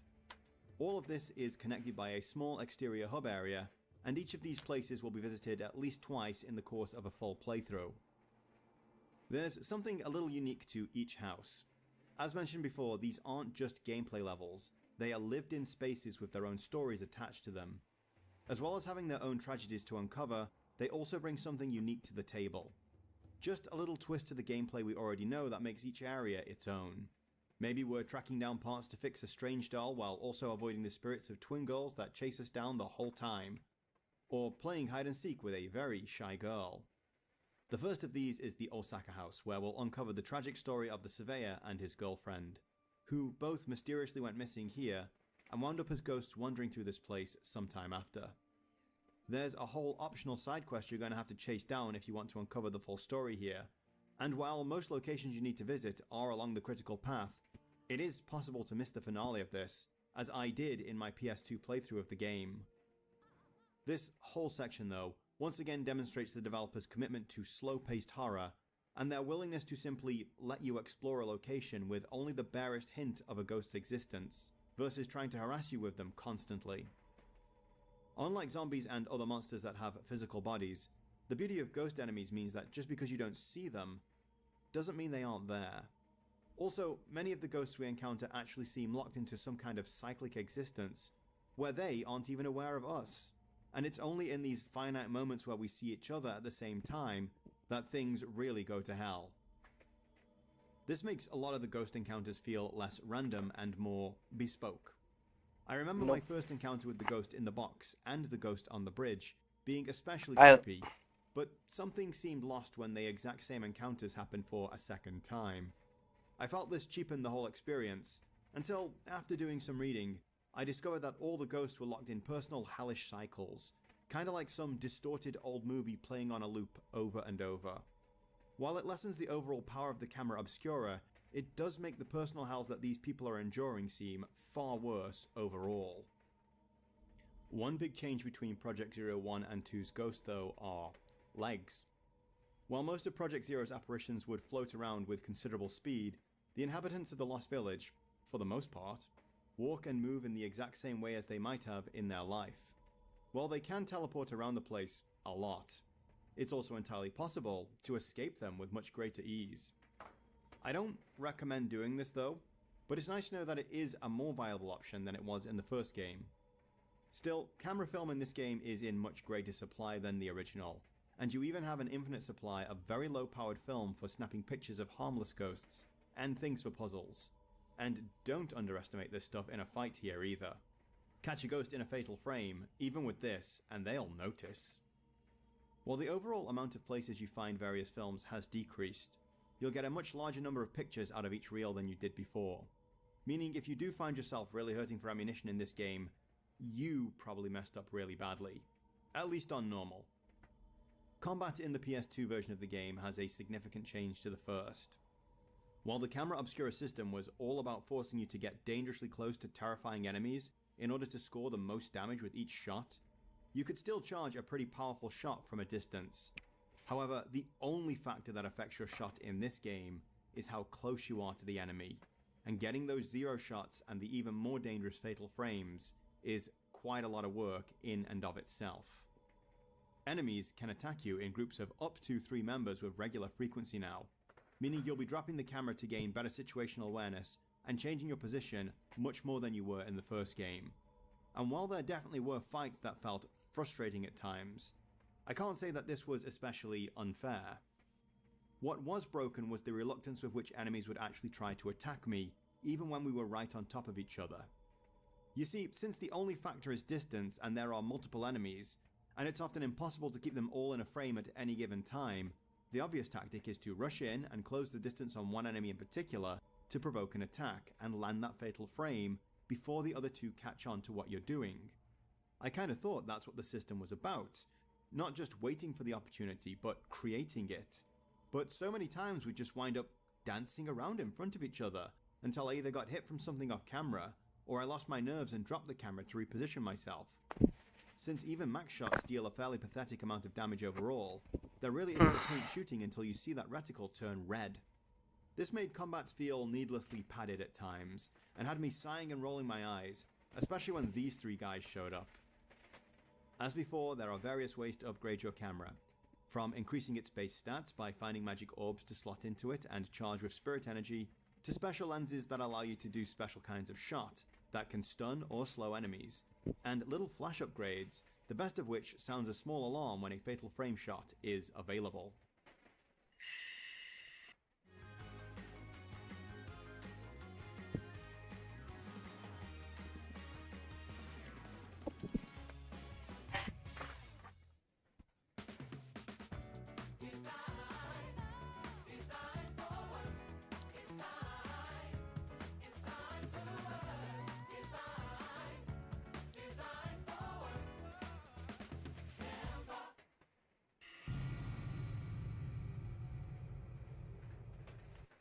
So let's take this moment to segue into the Wii game and show off a few of the differences here, before finishing off with a few more interesting features unique to both games.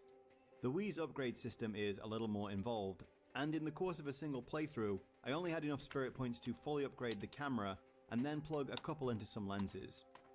You can actually equip multiple lenses this time around, as they are divided into 3 categories and one of each is allowed. However, the energy cost of firing the special shot will increase with each lens you add. I think this is a cool way to balance a much more versatile system. Another really good quality of life improvement to the Wii's combat is the ability to switch out your film on the fly while the camera is still raised. In the previous 2... Bareback toilet. I'm gonna need to take a piss. Hang on.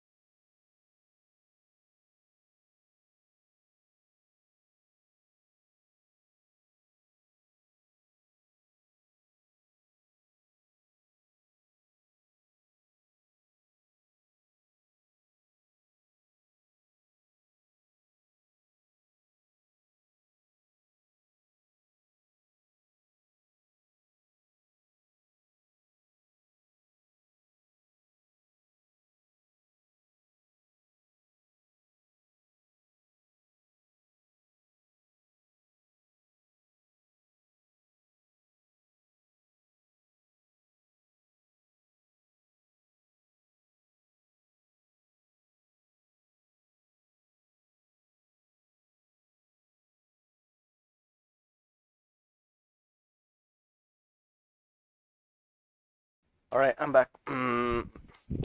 Flu is just like near the kitchen. He's probably like chasing a lizard or something on the wall, ceiling. Games, you had to do this from the menu, which briefly took you out of the action, but this way keeps you locked in and lets you get tactical about switching to weaker film once you've dropped your enemy's health by a significant amount. Since I'd already done a full playthrough on the PS2 version and, as usual, hoarded all my good film for the big battle that never came, I felt I could be more liberal with my more potent film when dealing with certain frustrating enemies, and that definitely made the game a lot more fun. I've really got to stop making games harder for myself by hoarding items clearly meant to be used in and around the area you find them. Secondly, that fatal frame alarm is available right from the start, which is great because hitting those is what's going to open up your ghosts for a second and even a third combo shot in rapid succession. I only actually managed a few of these towards the end of the PS2 version, but I was knocking them out of the park in this one. Now, the Wii version isn't just the PS2 version with the cameras changed and upgraded textures. All of the geometry was rebuilt from the ground up for this game, as well as everything getting newer, shinier textures. The overall freedom of movement does help a lot with exploration and maneuvering, and I had a much easier time locating and keeping groups or pairs of enemies in front of me where they could all take damage from a single shot. I suppose the AI and spawning rules could have been altered based on audience feedback from the original release and the Mask of the Lunar Eclipse. Then there's the fact that I'm probably just better at the game now, but crowd control did feel easier in this version of the game. This version also has a lock-on function that makes managing single ghosts a lot easier, but can be a disadvantage when dealing with groups that you want to keep in a single shot. Another welcome return to the remake is that the camera charges just by keeping enemies in the frame now, and not solely by your distance from them. a closer enemy will cause a much faster charge on your shot than a further away one, and those fatal frames that you need to be in each other's faces for are still the best way to land the most damage and net the most spirit points for your camera upgrades. But I found combat overall a lot less frustrating in this version. There are a couple of choices here that irked me though. Quick turning on the Wii version is performed by shaking the nunchuck hard rather than pulling back on the left analog stick. On one hand, I like that Mio can now reverse her step while walking around, but on the other, quick turning now feels slower and less responsive overall, and frankly, I can't see any benefit to this movement being bound to shaking the controller at all. It really feels like Nintendo execs were just breathing down the developers' necks to make sure that their oh-so-unique and precious little controller was front and center the whole time. Another lesser gripe are the ghosts that can reawaken in a more powerful form after they've been defeated.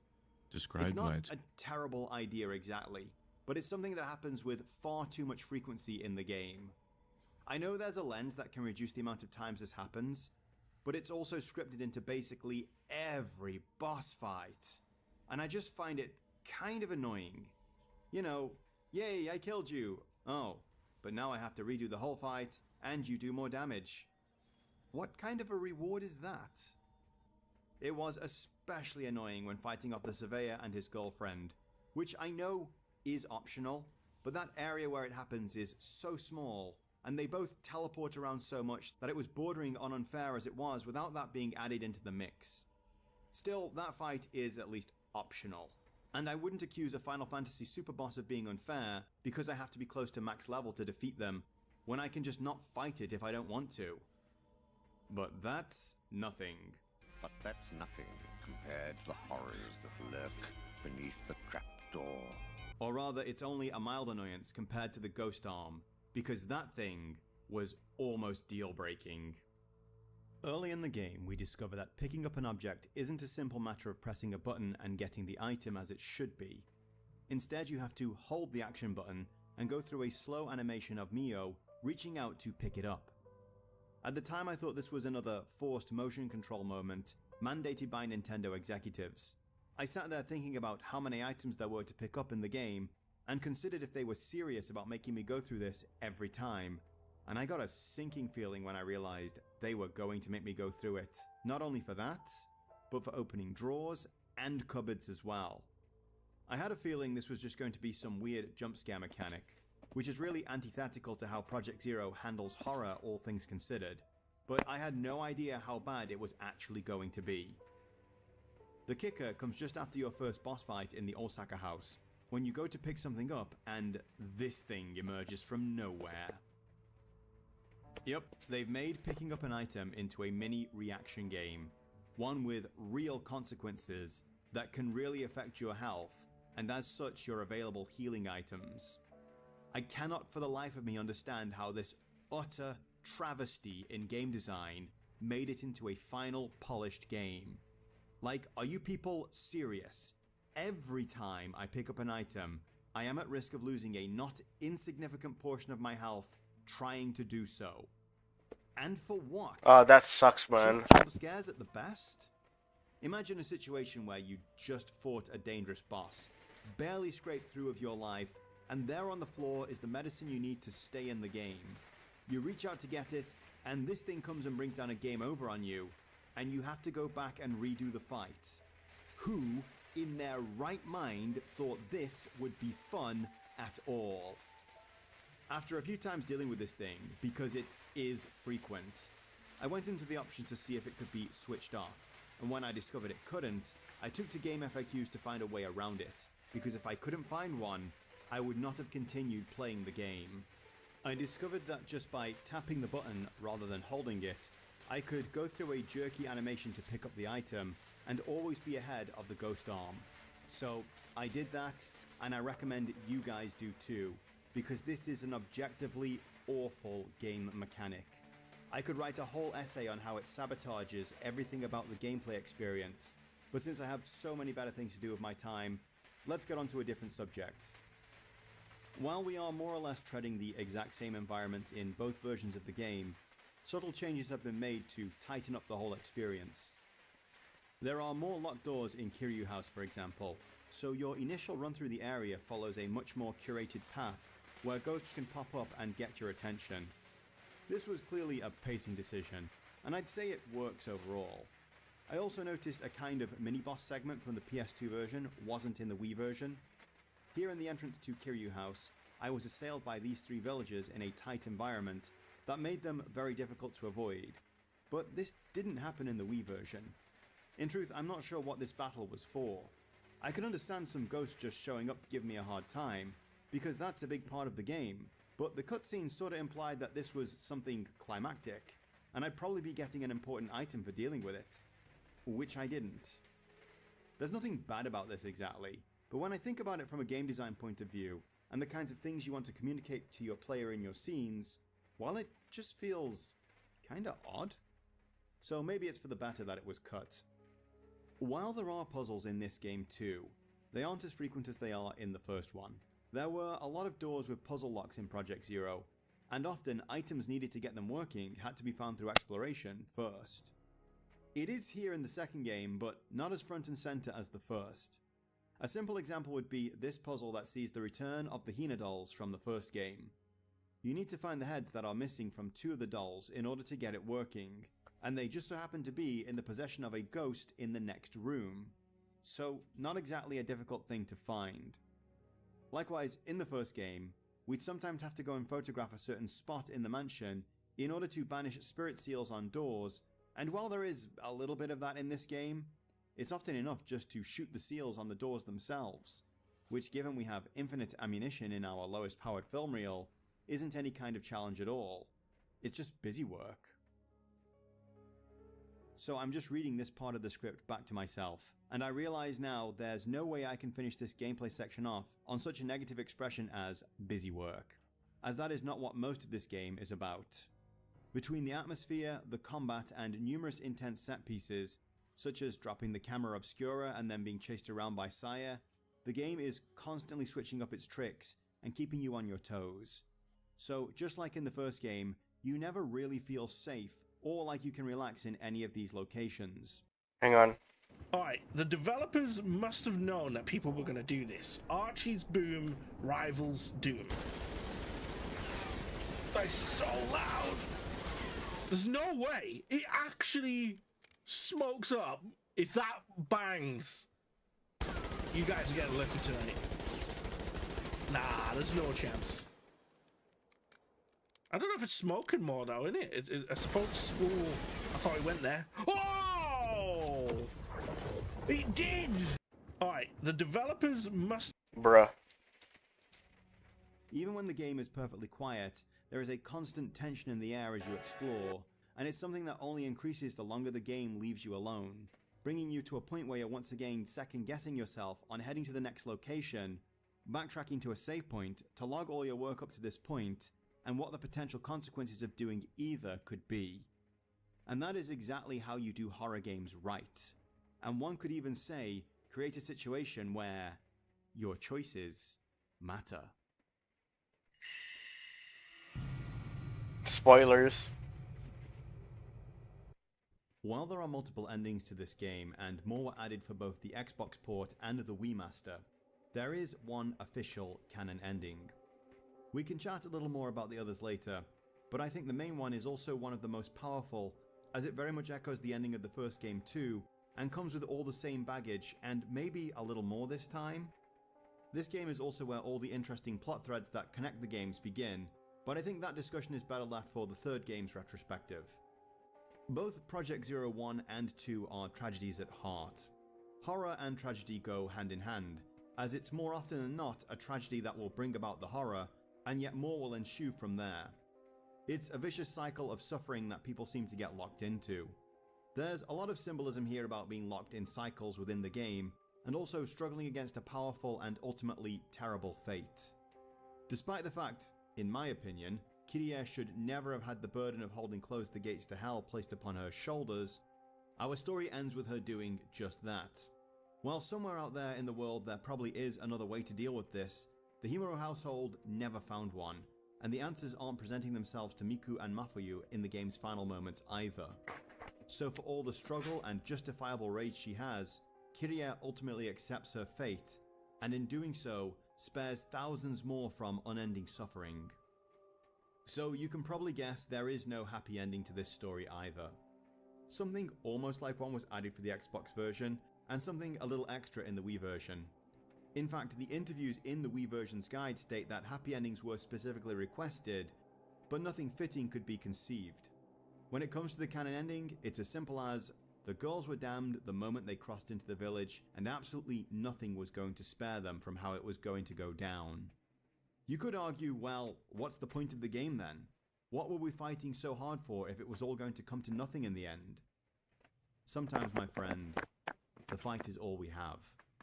One must imagine Sisyphus happy, not damned to perform an impossible task forever, but filled with joy at having a purpose to attack with all his might. Still, that isn't going to stop me being pissy about things. The first ending we can encounter is what we might consider the bad ending, though none of these are particularly happy, but again, this is horror, and even Ethan Winters only got to fly off into the sunset once. And the less we say about Harry Mason's ultimate fate, the better. I need to replay this. After unlocking the escape tunnel, we make our last dash towards freedom, only to be assailed by a torch-wielding mob of phantoms who capture Mayu, and who we are able to fend off with the power of the camera obscura. I had a moment of confusion here because my instincts were absolutely to go and save my sister, but I wasn't sure what the game wanted me to do at this point. Was I going to get all the way to Kurosawa House only to get a message saying you've got to go through the escape tunnel? And I'm kind of proud of myself here. I mean, I know I have a hero complex and that's why I make such terrible choices when it comes to romantic partners, but still, I'm glad I didn't abandon my sister and only got this ending when I was deliberately farming for them later. Sibling love is a big theme all throughout the story. Itsuki and Mutsuki didn't want to be part of the Crimson Ritual, but did so to try to protect Yaya and Saya. After Itsuki returned from his ritual, the trauma of what he had done, and the fact it hadn't even had the desired effect, further spurred him to spare the younger girls from the same fate. Saya's rage comes from what she feels was her sister's betrayal in running ahead and not returning to her, leaving her to face the horrors of the ritual alone. Mio's motivation is likewise strengthened by the responsibility she has for her sister, brought on by the accident she had in their youth. We've crawled all the way through the muck-filled sewers of hell to get Mayu to this point, so it makes sense that we aren't just going to run out on her now. Escaping the same way Yaya did will land you in a sort of bad ending game over screen. The story is over for sure, and Mio does escape, but Yaya's story didn't exactly end well from there either. And just to hint at those threads I mentioned earlier, but we've seen where she ends up. So we go for broke in a final assault on Kurosawa House, Doomslayer our Chisaku Kawaii Oshiri all the way down into the depths, and only there, at the true site of the ritual, do we come face to face with Kusabi. This fight is basically the same as Kiria's in the first game. It's a simple game of chicken. You hit the fatal frame, or you die. Anything less, and the enemy can recharge their health, meaning they'll eventually start to whittle down your ammunition. I could complain about this being pretty bad, as instant death is a terrible mechanic in general. See literally every game that has bad forced stealth sections. But it's so damn easy, I can't bring myself to complain that much about it. It's not anticlimactic exactly. My heart was racing through both these encounters, but I think we can do better is all I'm saying.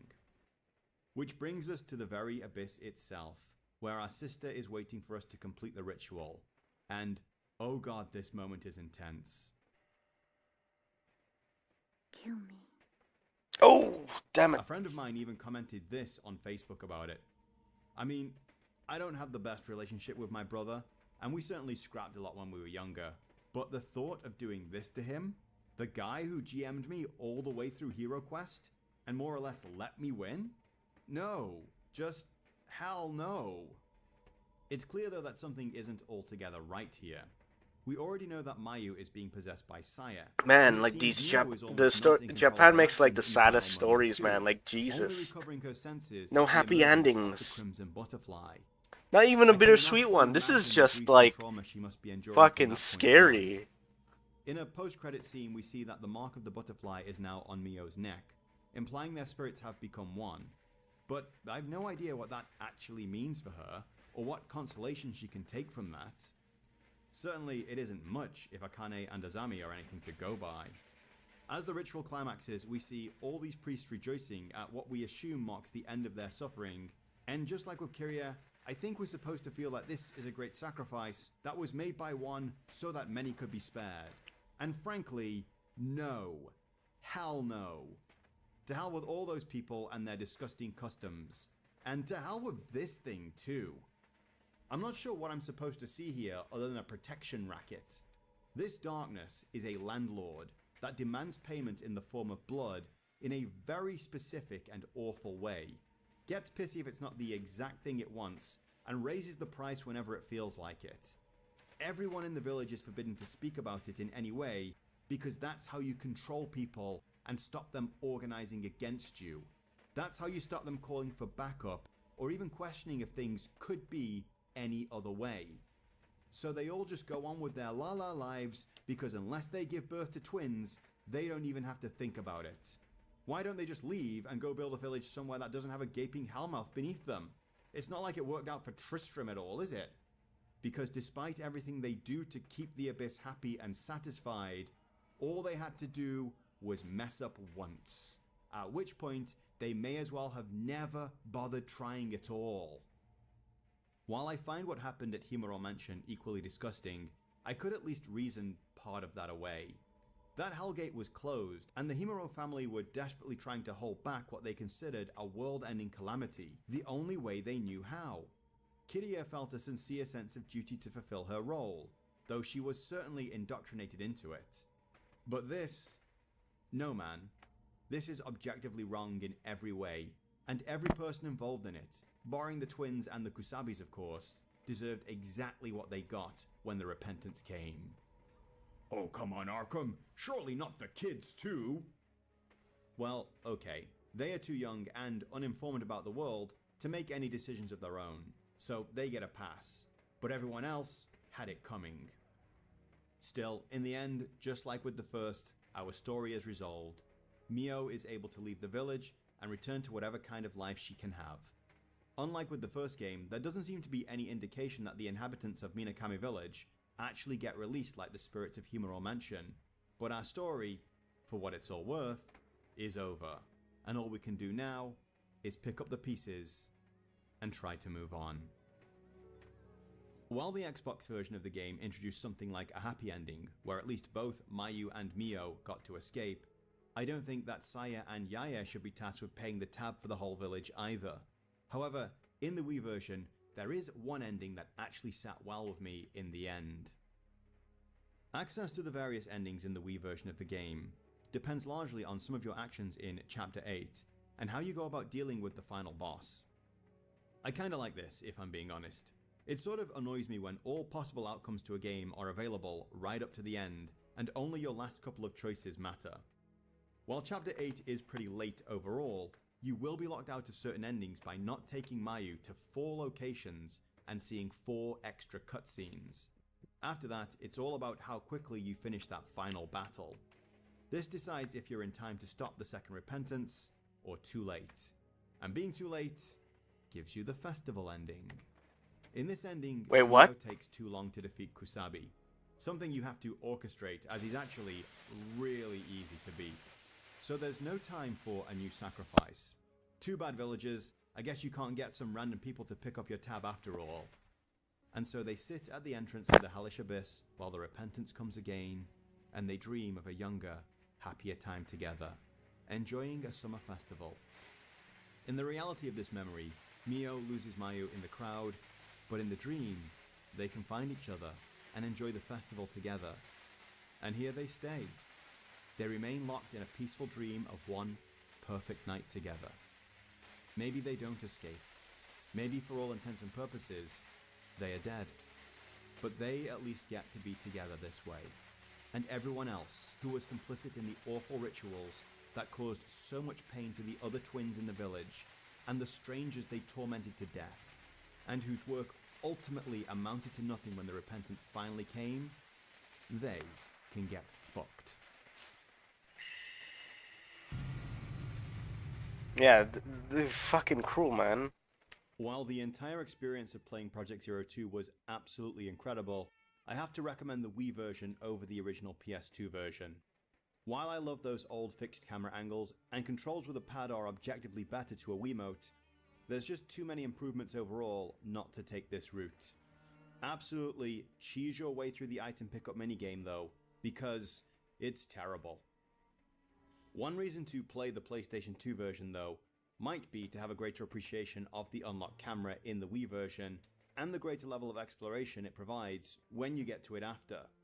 And since these are games you generally have to play through twice before you can really get a good grasp on what the hell is actually going on, then I'd say doing a run in each is still a good idea. Even so, we all have limited time, so if you can only play one, play this one. The combat improvements make it easily the best and most polished version of Project Zero 2, and certainly the best version of this series I've played so far. This game is awesome though. Once again, both the story and the storytelling devices used elevate it to the level of something truly special. A journey worth going on, to an ending that will leave you dumbstruck, and maybe a little teary-eyed in with it.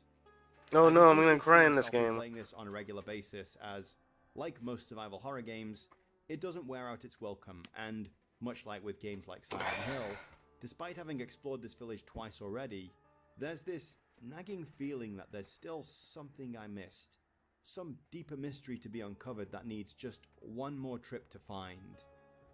This is great storytelling and great gameplay. The Wii version does a lot to remove some of the more frustrating elements of the PS2 version, even if it does bring in some of its own. I really hope this gets a real remaster and a Steam release one day. One that at least gives you the option to remove the dumb Ghost Arm minigame from picking up every single item, and fixes the quick turn issues with this version. Honestly, I'd say once those are taken care of, and it can be played with a pad, we're looking at more or less a perfect iteration of this story and mechanics. Once again though, this game shines through in its atmosphere and overall horror effect. There is never a moment in Project Zero 1 or 2 where I really feel safe. The use of ghosts and the slight RNG on their spawns really makes you think about the routes you take around the map, and some of the more intense close quarter battles you can stumble into are absolutely heart-racing. From the visuals to the sound to the camera obscura combat and all the different storytelling devices the game employs to suck you into its mystery, this is an absolutely incredible experience and a must-play for all fans of horror gaming. So that does leave me wondering what the third game can bring to the table now. Obviously the third and fourth games played a part in the refinement process for the Wii version of Crimson Butterflies, but I've heard it also helps wrap up what is effectively a trilogy for the PS2 titles. So I think it's safe to say we have at least one more ride and a few more photographs to take down here in the dark. Hi everyone. It sure has been a while, hasn't it? I decided to take November and December off because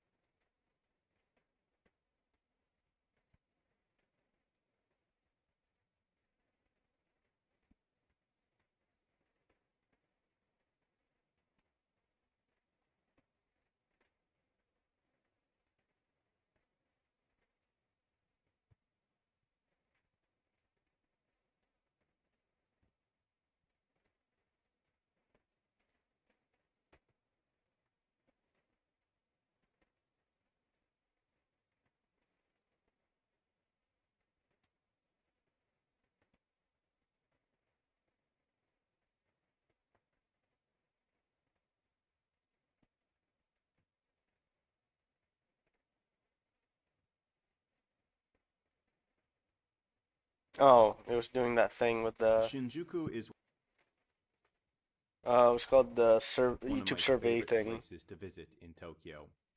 As well as having the biggest foreign bookstore in Japan, it's overflowing with interesting places to spend time with friends, enjoy a few games, and some of the best heavy metal bars in the city.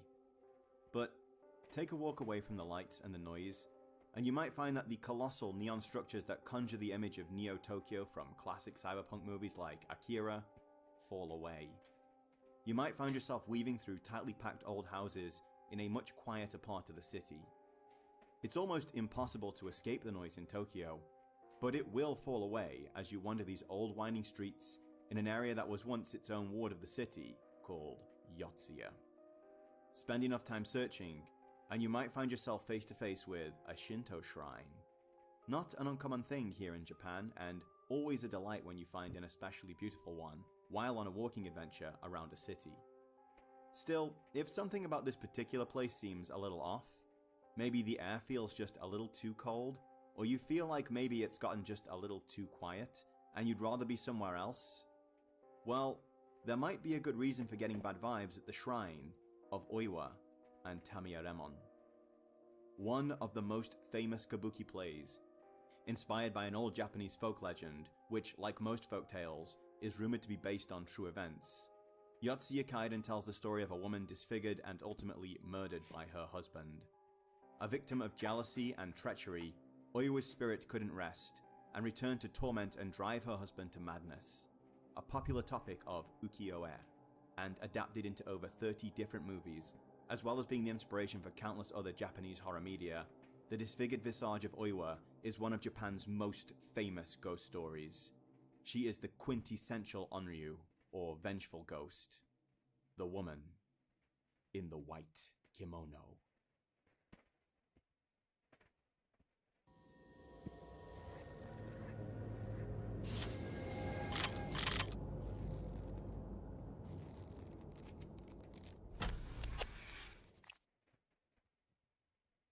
I hope you'll forgive the somewhat dramatic and misleading introduction, especially given that I'm about to show you how the magic trick works, but I feel a good ghost story needs a touch of the theatrical, and the bizarre way stories and storytellers can rewrite history to create more powerful legends is a theme we'll be exploring later. While Yotsuya Kaiden is a very popular play, there's absolutely no evidence to suggest anywhere that it is anything other than a total fabrication. I had to do a little digging in Japanese to get at this, because Wikipedia is not a good academic resource. There are plenty of statements in need of citation in their entries, and plenty more citations that just lead to dead pages. Likewise, all the top results you get when diving into this are either poorly researched articles, or ones more interested in selling you a story than actually showing you the facts, making any kind of even half-serious scholarly research a gigantic pain in the arse. What I discovered though is that the so-called folk legends that inspired the play most likely surfaced after the play had been released. Professor Masakatsu Gunji, scholar of Japanese literature at Waseda University, even speculated that these rumors may have been started as a kind of viral marketing campaign, though there is no substantial evidence to back up this claim. Due to its popularity, everyone was talking about it, and given the lives of simple and mostly isolated country folk in the 19th century, and the massive distances between settlements, especially in a dangerously mountainous country like Japan, well, you can see how a few embellished retellings could seriously warp the narrative, changing it from a popular kabuki play conjured in one writer's mind, to a tale handed down through the generations, dating back centuries, and even confirmed by different sources in different parts of the country. At the actual shrine, okay, I got you there too. This isn't even a Shinto shrine. It's Yoonji, Ji meaning temple. The original Oiwa Inari shrine was damaged in the war and relocated, and this temple was built here in honor of Lady Oiwa. It's a really beautiful and peaceful place. Oiwa herself is interred here at Myokoji. Yes, she was real, but her life and love with her husband was nothing at all like in the play. And praying here is not only thought of as exceptionally lucky in general, but also very good for matchmaking. Still, there is power in legends and ghost stories. Power enough for them to run away and try to write themselves into the larger cultural zeitgeist. For that reason, we'll return to Tokyo and Oiwa later, but this is something that also happened to the very made-up mansion in the very made-up story that we are talking about today. Project Zero, just Zero in Japan, and Fatal Frame in the USA, you guys got the much cooler name this time, began in the mind of director Makoto Shibata. This is the part of the video where I at least feel comfortable confining my research to Wikipedia and a few of its links. However, one major resource I used when unraveling the creation of this game was the interview with lead developer Shibata-san and producer Keisuke Kikuchi that was documented in the Japanese Zero Perfect Guide. This had thankfully been uploaded and archived in the Wayback Machine, and I was able to translate it with the help of ChatGPT. Mr. Shibata is a longtime employee of Koei Tecmo, and a lover of atmospheric horror. His first game credit is a very interesting 3D dungeon game called Tecmo's Deception: Invitation to Darkness. I didn't know anything about this game until I watched this video here, but it was apparently while working on this supernatural revenge story filled with demons and gothic castles that the idea for what would become Project Zero first took root. They had initially thought about using an old-style Japanese house for one of these games, but for various reasons, including technological limitations at the time, they opted not to go down that road and shelved the setting for a future project. The success of games like Resident Evil, and especially Silent Hill, had shown publishers that there was a demand for Japanese horror in the gaming space, and Mr. Shibata was strongly inspired by the atmosphere and storytelling devices used in the original Silent Hill. It was quite early in development though that ghosts were decided upon as the main antagonists for the game, as this was clearly an untapped reservoir for the emerging horror game genre, and something that could set Project Zero apart from other games like Resident Evil. This would also give the game its distinctly Japanese look and feel, and also brought about the name Zero, in Kikuchi-san's words. Since we were going for a Japanese-style horror approach, we decided to set the enemies as ghosts. When we were pondering the existence of ghosts, I suddenly thought about how we use Zero to represent something that doesn't exist in the world, so we decided to name it Zero.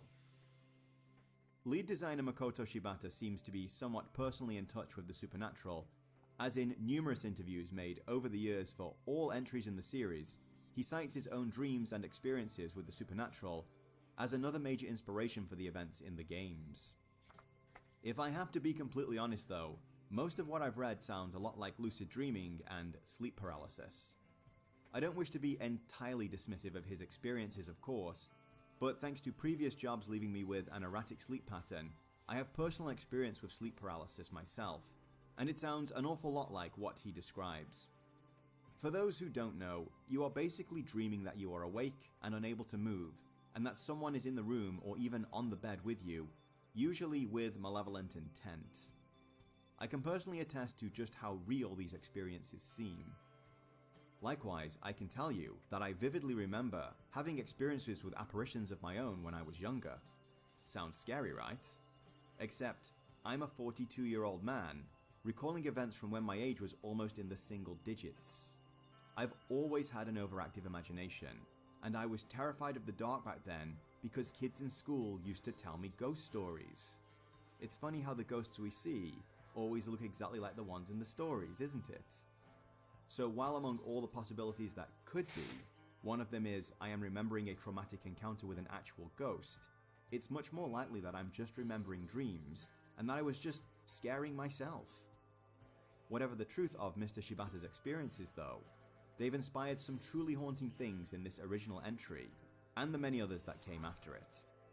He also drew inspiration from numerous Japanese horror movies and war movies to help create the sense of claustrophobic dread that he wanted to project onto the player, as well as story beats from the Yokai Hunter manga. Development on the game went into full swing when Tecmo got their hands on the PlayStation 2 technology, and the finished product released only a few months after Silent Hill 2.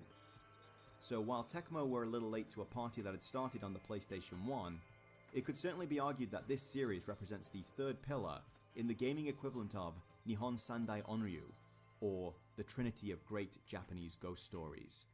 Maybe Nihon Sandai Horogemu? Yes, that is how they say horror games. But however you want to label it, and I fully understand I could just be enamored with a new experience here, but this also might be my favorite of the three.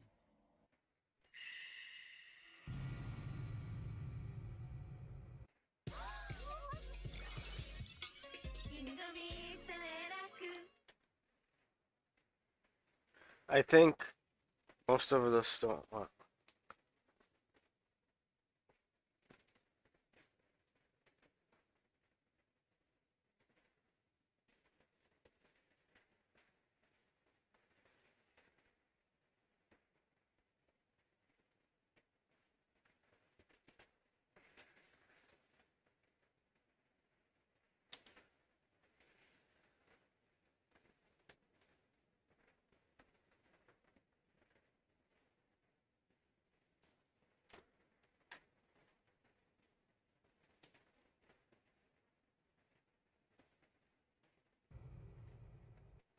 Before moving forward, I just want to do a little housekeeping here. Unlike my retrospectives of Silent Hill and Resident Evil, which were personal trips down nostalgia lane for me, this is actually my first time playing this series. I worked in a video game store through the end of the PS2 era and into the PS3 Xbox 360 generation, and I actually recall seeing these games on the shelves there. My boss told me it was probably the scariest of the horror games he'd played so far.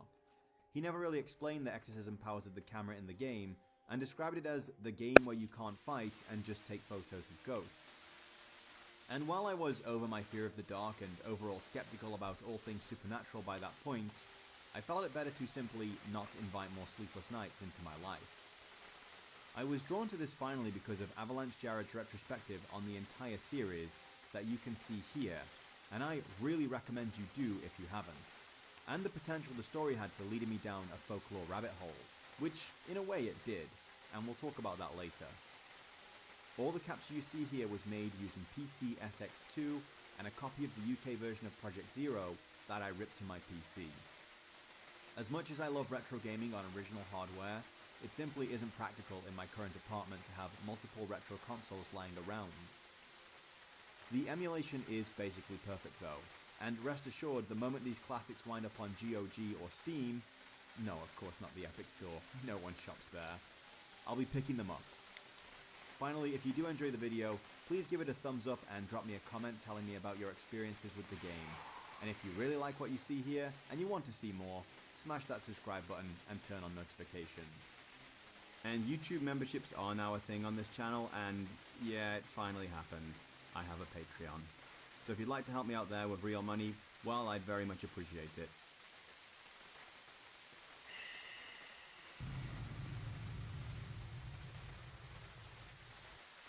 The story of Project Zero is something that is revealed in a slow and somewhat disjointed fashion. In fact, as we take control of our protagonist, Miku Hinasaka, and explore the fabled Himuro Mansion, we actually find ourselves catching snippets of several stories that belong to various people who explored this place before us. It's as we piece together their notes and stumble across their unfortunate ends that we start to realize what the greater dark power is that stains this ground, and how it was formed, and what, if anything, we can do about it. Our heroine for this saga makes it very clear from the outset that both her and her brother have always been able to see things that other people can't. This eccentricity left them somewhat isolated from others, and led to them developing a deep bond even for siblings. Our prologue chapter actually begins with Miku's brother Mafuyu exploring this place in search of his mentor, the best-selling novelist Junsei Takamine. Mr. Takamine and a small retinue came here to investigate the many strange stories connected to this place, and he and all his party mysteriously vanished not long after. Now, Mafuyu and Miku are not only blessed, or cursed depending on how you look at it, with a sixth sense of sorts, similar to that possessed by their mother, but he also has access to an old camera that is something of a potent family heirloom. And while it's never formally named in this game, it is in fact one of the camera obscuras created by renowned occultist Kunihiko Asao, one of several cameras believed to have the power to not only reveal spirits, but also exorcise them. So as one of the many, many angry ghosts that haunts this poison ground attempts to move in on our boy, well, let's just say, the cat shows his claws.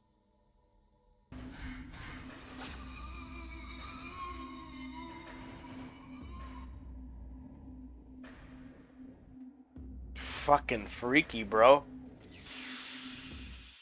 Unfortunately for Mafuyu, the source of the darkness in Himuro Mansion is far more potent than a single angry ghost, and even the camera's power isn't going to help him against what comes next. And so it is, sometime after this, that our heroine arrives at the same location to begin her own harrowing 3-night adventure of absolute terror.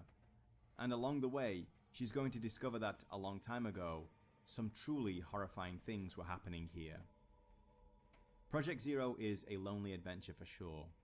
While isolation was a big part of Resident Evil and Silent Hill, there were always a couple more characters to bump into and share a few poorly acted dialogue lines with. So while there are a few appropriately delivered voice lines in the game, most of the story is revealed through what we find in our environment, and indeed, the environment itself. In the early stages of the game, as Miko is exploring the mansion, she actually stumbles into the leavings of the previous expedition led by Takamine-san. This not only involves notes and old school cassette tapes, as this game is set in the 1980s, a little more on that later, but also the echoes and indeed the spirits of the members of the party themselves, all of whom were unable to leave once they had entered and became infected by something called the rope curse. This is something I The rope Miko curse? is going to get all too familiar with, as she too soon finds herself waking up to find rope burn-like marks on her wrists and ankles. And God only knows what will happen if that last one wraps around her neck, but it did not go well for the others.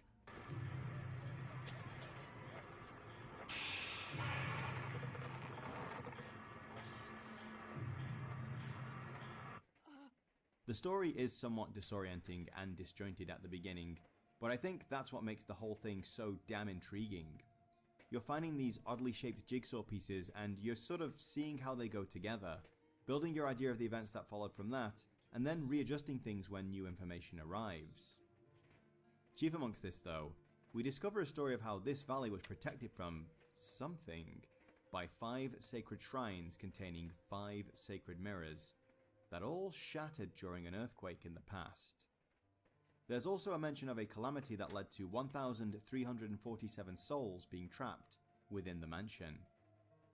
Then there's talk of a shrine maiden, a girl who is isolated from the world for a long time and prepared for a sacred ritual to hold back a terrible power. A ritual that has something to do with ropes. Ropes are actually a common thing found in Shinto shrines and play a big part in ritual purification, but still, there seems to be something ominous about these particular ropes, and the strange marks that so many who come here, including Miku, are finding on their bodies. So we could call this a mid-game spoiler section here. Well, even if you are doing a totally blind playthrough, you can probably figure out this part by the end of the first night. But I wouldn't want to deprive anyone of a chance at a blind run, so by all means skip ahead to the next section if that's what you want to do. For the rest of us, well, we soon discover that beneath Himuro Mansion is a gate to the underworld referred to only as the Hellgate, that leads directly to a powerful dark force known as the Malice. The Himuro family were tasked with ensuring this gate was sealed by performing a human sacrifice every 10 years of one of the girls in their family, and everything about the way this little girl would be selected to her ultimate fate is about as shocking as you could possibly imagine. The final ritual was called the Strangulation Ritual, and involved the maiden being strapped onto an elaborate rack with her wrists, feet and neck bound by ropes, and then those ropes being tightened until... well, I don't think I need to spell this one out for you. The bloodstained ropes along with the true divine mirror are then used in a second part of the ritual to seal up the Hellgate for another 10 years. So I guess you're all wondering, or maybe you're well aware of what went wrong. The chosen rope shrine maiden isn't some desperate lost soul, but an anointed lamb. She's well aware of what she has to endure, and is seemingly complicit in this action, having been taught, or perhaps a better phrase would be brainwashed, that her sacrifice will spare the whole world from a great calamity at the hands of the Malice. To this end, she must prepare herself by forsaking all mortal attachments, and giving herself completely to her duty, a job that the most recent maiden, Kiryu Himuro, would have had no problem with, right up to the moment that love walked in through the door. While the Rope Shrine Maiden is kept more or less completely isolated in the Himuro mansion for 10 years, it's not like the mansion didn't have visitors. So a young man did make visits and spend a little time with the curious and incredibly sheltered Kirie.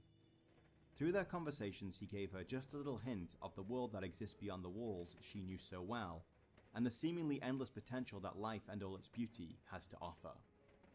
Fearing where this could lead, the Himuro household took very severe steps to ensure that these conversations ended. And when Kirie put 2 and 2 together, she not only felt the greater burden of understanding what she was being denied in order to be part of the ritual, but the pain of lost love and the guilt that came with it. Since the final Rope Shrine Maiden wasn't pure at the ritual, things truly backfired, and the horrific malice that everyone feared was unleashed upon the Himuro mansion, combined with the agony that Kirie herself felt, it transformed her into an incredibly powerful Onryu, who made damn sure no one who ever set foot in her house again would ever leave.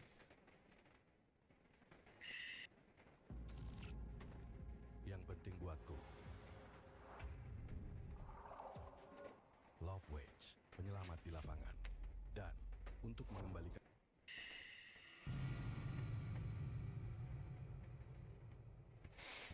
While the quality of games like Resident Evil and Silent Hill were what Shibata and Kikuchi were aspiring towards with their game, they were also looking for ways to make this its own unique product, with its own personality. They also wanted something that felt distinctly Japanese, that would feel very familiar to the home team, and add a layer of mystery and intrigue to the overseas players. I've been living in Japan for 9 years now at the time of writing, and while you absolutely can get a little burnt out on temples and shrines if you do too many at once, they never really stop being charming or fascinating. In the development section, we already addressed how the idea of a Japanese house was decided on. But there were a lot of different ideas to play with here, and a lot of different ways they could use those ideas. Ideas are a dime a dozen in a space full of creative artists and coders, and one of the hardest things to deal with on a big budget project is knowing exactly what to cut rather than what to keep. Just because something seems amazing on paper, or even in an isolated test level, it might not be the right fit for this project when placed alongside everything else. It should be noted that several very graphical scenes were cut or toned down significantly before the release. This makes sense. This isn't a game about blood and body horror, and any good horror writer will tell you that we scare ourselves far better than anyone else will. To me, the acid test for horror isn't about if the jump scares land or I can feel my heart pounding while I'm there in the moment. It's at 3 AM when I wake up because I need to go to the bathroom, and I'm genuinely terrified to open the door for fear of what I might see beyond it. Oh man, literally me. Anywhere Fuck. between me and my intended destination, well, you can just forget about it. And yes, at least where I'm concerned, this game absolutely nailed it. This was achieved with both the game's isolated setting, the era in which it was set, the ghost design, the color palettes, the play of light and shadow, and quite possibly the most important thing for horror, the sound design. Easily the most striking use of color in the game is during the opening when we're playing as Mafuyu. This use of black and white, and the slightly old VHS grainy quality they bring here, means that the world is revealed in value rather than color. And the contrasts of light and shadow are very harsh indeed. The palette is also used for all the flashback scenes, and the moments when we are face to face with the game's most dangerous antagonist, the woman, in the white kimono. Even though the intro is quite short, I found I'd gotten quite used to the grayscale palette, and the moment we switched back to color was almost shocking. The arrival of Miku introduces warm red tones into the scene, and that's very important, because Shibata wasn't shy about using color as symbolism. The game's key colors are black, white, and red. Black and white are fairly obvious, as they are the play of light and shadow that actually give rise to form. The shadows of Himuro Mansion represent the dark and ominous mystery of the place, while Miku's white torchlight represents the faint hope piercing the darkness. Red can be found in Miku's and indeed most of the heroine's clothes in this game. Red, in Shibata's mind, represents life. The ghosts are basically drained of color, reduced to literal shades, while Miku walks around wearing saturated colors in her outfit. It's quite the nice contrast. While the game was originally going to be set in the modern era, the 1980s was chosen to further isolate the characters in the story. To quote the interview again, "The game is set in the 1980s. What was the reason behind choosing that time period? Originally, it was set in the present day, but then we thought while a modern setting could work, a time before cell phones might be even better. So we set it in the 1980s. Ha ha ha. We wanted to create a sense of isolation where there's no way to communicate with the outside world." This also accounts for the retro audio tapes that we find scattered around the mansion that serve as one of the major storytelling mechanisms in the game. And while I don't carry any particularly strong nostalgia for these, they do put a smile on my face for sure. I think the old Japanese house is what really captured the imaginations of the Western audience though. I'm not sure if Kikuchi-san and Shibata-san knew how people in the West would react to this setting. They seemed focused on making a space that was recognizable to Japanese people first and foremost. but it layered a sense of mystery and wonder onto an audience that knows very little about Japan and Shinto, and what they do know probably doesn't come from the most reliable sources. More on that later. Even as someone who's wandered countless temples, shrines, and castles here though, this place is loaded with charm and mystery. This is further enhanced by the way the mansion changes over the course of the game. This creates a vibe similar to Silent Hill, where the house feels like another character in the game, slowly shifting and pulling you further and further into its past, dragging you even closer to the point of no return, so it can keep you forever. It's chock full of interesting old Japanese things, from stretched out kimonos on hangers to these absolutely terrifying Hina dolls. These are displayed in households annually during the Hina Matsuri on March 3rd. They even have their own superstition connected to them, saying that keeping them in storage and not displaying them will lead to a daughter having a late marriage and the dolls growing teeth. And yes, these things are undeniably creepy to begin with. These masks used in a mid-game puzzle are Wait, what do you say? What do you say? To these absolutely terrifying Hina dolls. These are displayed in households annually during the Hina Matsuri on March 3rd. They even have their own superstition connected to them, saying that keeping them in storage and not displaying them will lead to a daughter having a late marriage and the dolls growing teeth. And yes, these things are undeniably creepy to begin with. These masks used in a mid-game puzzle are also used in traditional Japanese no theater. This is the more highbrow version of kabuki that was reserved for the wealthier nobles, and is considered somewhat heavy and challenging to sit through even by literary scholars today. So I guess they didn't get the memo that if your story isn't entertaining, no one will care about the plight of your characters and the underlying themes therein. It's all these little authentic touches that really sell the setting and help to suck us into this dark and dangerous world. So when the ghosts start appearing, things start to feel tense. While there are many Japanese ghost stories that could be drawn upon for the game, and no doubt certain entities were taken from folklore, the team took time to consider how each ghost in the game might have died, and worked to try and portray that. While not every ghost is meant to be terrifying in and of itself, none of them are particularly nice to look at, occupying that awful space where you know this thing was a human once, but something about it is very wrong indeed. Zombies like those found in RE can certainly do the same thing, but with them at least you know that once they've got you, you're dead. It might not be a pretty death, and your corpse will no doubt join their ranks after, but for your consciousness, or whatever you consider to be your soul, it should be lights out and on to whatever comes next. But a ghost, well, if one of those gets you, you might very well wind up stuck in the same situation as them, and there's nothing to say that it'll ever end from that point onwards. Their ethereal bodies also get to be far more distorted than zombies, and their movements, well, we'll hold off on that part until the gameplay critique. Combine all that with all kinds of atmospheric noise, because Project Zero really doesn't have much in the way of a soundtrack, and you've got a recipe for making people seriously consider just wetting the bed and cleaning it up in the morning, versus making the trip from their bed to the light switch in the dark.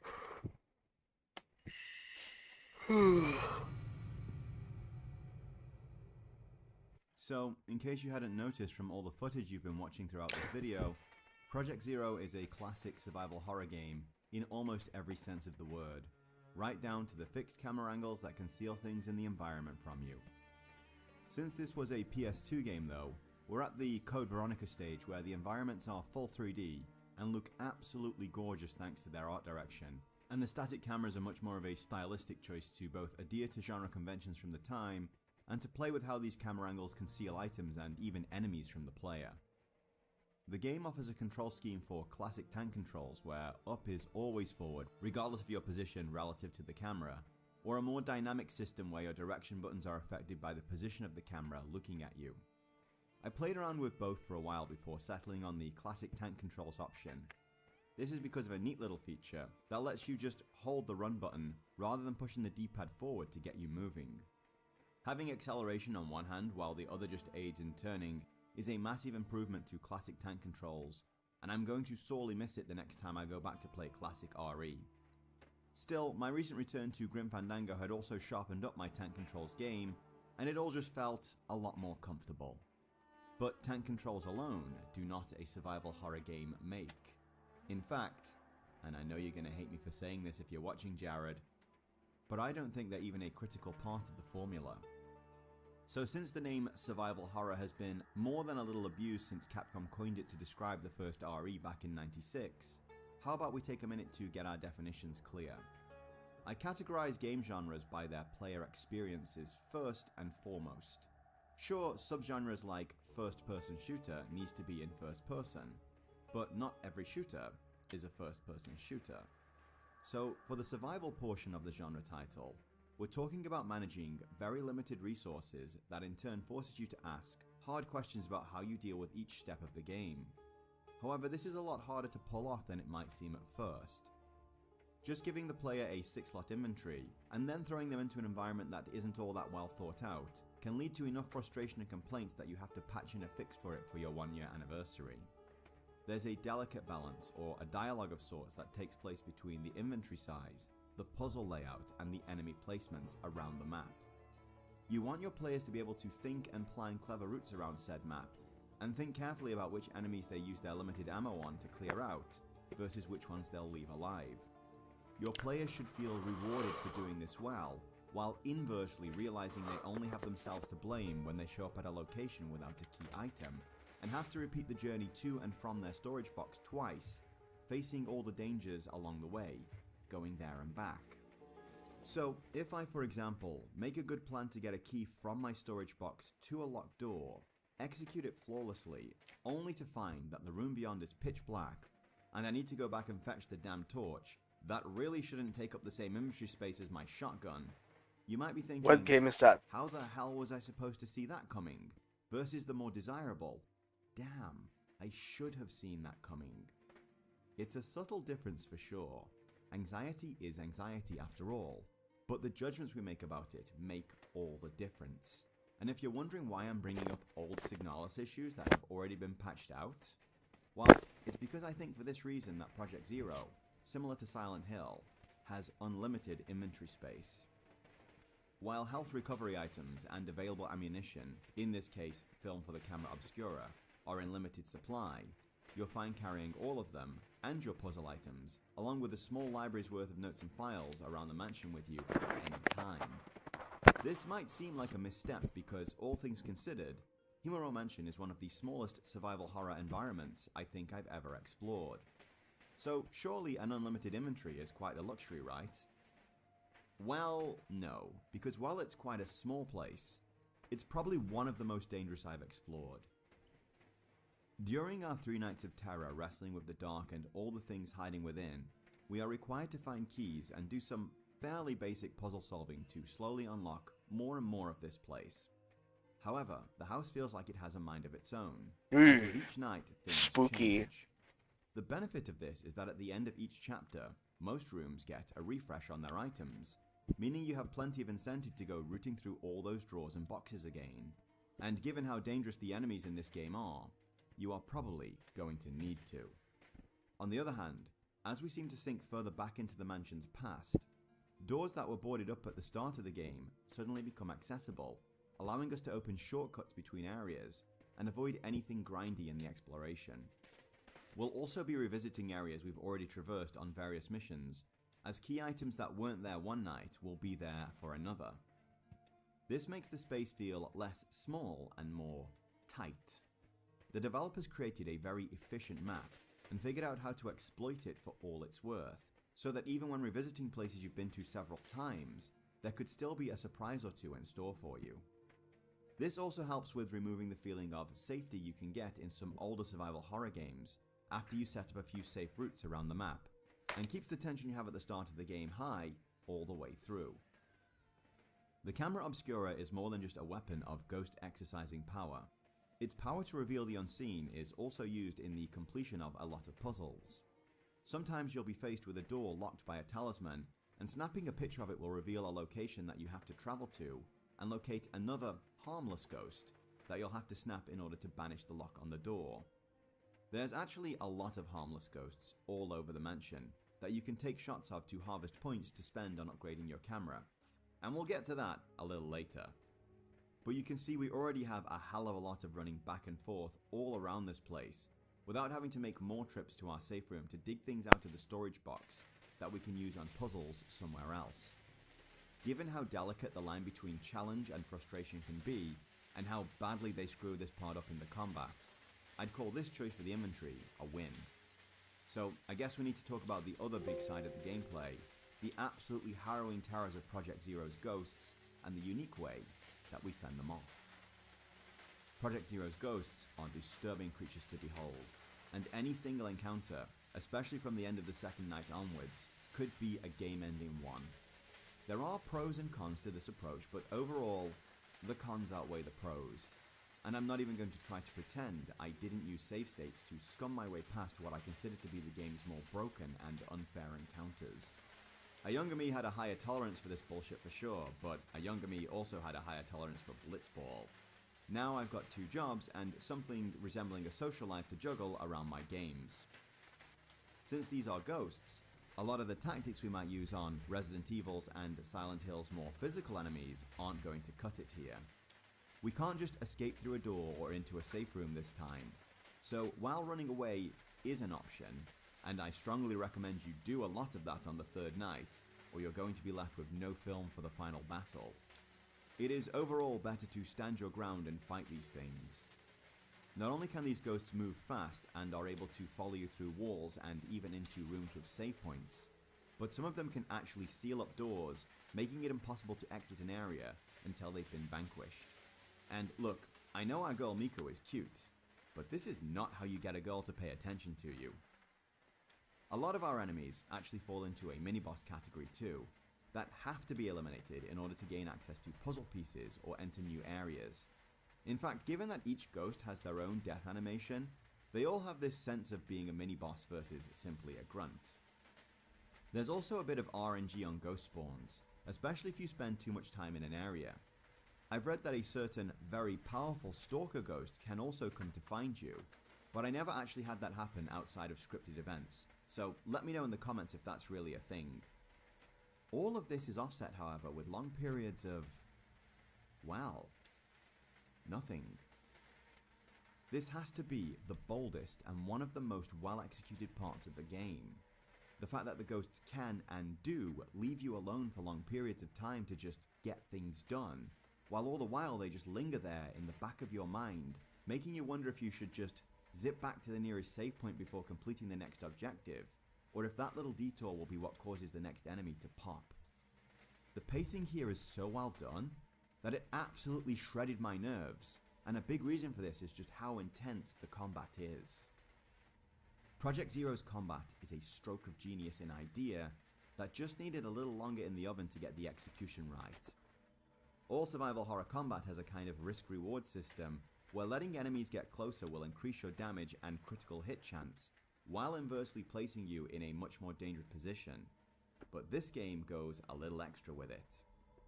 Raising the camera obscura will put you into a first-person mode with a severely reduced field of vision, and have you staring down one of these ghastly things as they approach you, while all the while you try to keep them in the frame. It's quite rare, in this game at least, that you'll encounter more than one enemy at a time, so it's not like you have to worry about something coming up behind you while you are targeting one guy in particular. But these things can phase about an area, teleport behind you, and hide in the walls. So you may need to drop the camera and change position. I'm in your walls, but I'm too fat to fit Enemies in. like the Slender Woman, for example, will become aware of your position and rush you after you've hit them, which will seem annoying at first until you realize you have to adopt a shoot and move strategy to bring them down. While these horrors advance on you, the camera will charge its power, meaning holding off until the ghost is very close is going to give you a much more powerful shot. But waiting until the moment of the attack is going to land you with an all-powerful zero shot. One might say, a fatal frame. He said it! He said it! Got him! These will not only net you the most damage, effectively saving your film, but also give you the most spirit points for the camera upgrade system. This sees you earning spirit energy for snapping ghosts, and in turn spending that to upgrade the camera's basic functions and unlocking special abilities to give you an edge over tougher enemies. It's quite the nice touch really, as it rewards you for engaging enemies and skillful play while doing so. So yeah, this whole system is just harrowing and exactly what you want from a game about fighting ghosts. Well, this is okay too. Unfortunately, they really dropped the ball later in the game. Now, I'm not going to be too critical here. In fact, let's see the positive in all of this. For any complaining I'm about to do, consider that I kept coming back because I was so hooked on this mystery and this game that I had to know what the hell was happening, and no amount of poor design choices were going to stop me. So with that in mind, let's talk about escalation and how not to do it. Maintaining a sense of challenge all the way through a game is a challenge in and of itself. Oftentimes you're actually being tricked into thinking things are more difficult than they actually are. For example, when the hunters show up in RE1, you might feel like shit has got very real when you compare the threat level of these things to slow-moving zombies. However, your weaving skills are already well trained at this point, and the cult python that can basically one-shot them soon becomes available. Of course, the hunters are objectively stronger and more dangerous than the zombies, but they're presented in a fair and even way that makes them more of a well-played trick than a massive spike in the game's difficulty. So how do you escalate ghosts? Well, the answer to that is apparently give them attacks so powerful they can rip over 50% of your health bar from you. Have them move around far too fast. Yeah, this game is gonna be keep up with and much more charge a difficult. powerful shot. Force us to fight them on narrow ledges where they can hide in the walls until they're right on top of us. Give them ranged attacks that home in on us and we can't do anything about. Give them forms of immunity that they don't shed until they're so close you can't actually hit them when they attack. And that's without the fact that the targeting on the camera obscura really needs tightening up. I fired numerous special attacks that very clearly hit enemies and was rewarded with a big fuck you for my efforts. So yeah, the late game combat isn't all that fun. I'd say it takes a massive dip from about this boss who was hanging out in this tree onwards.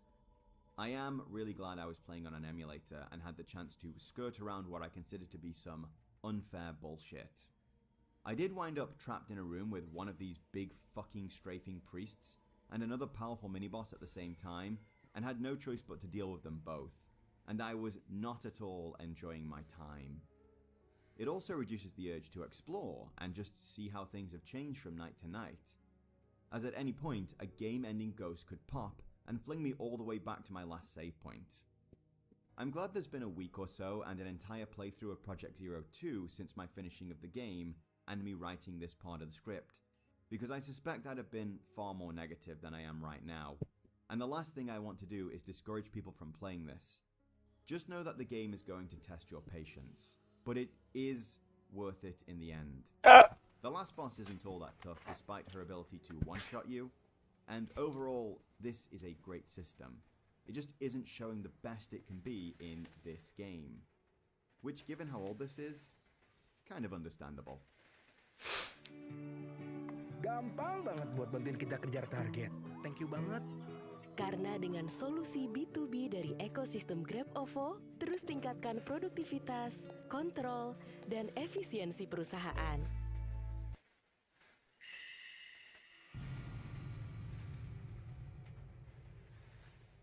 So, I must confess that this particular section is a little self-indulgent. One of my few half-baked academic interests is mythology and folklore.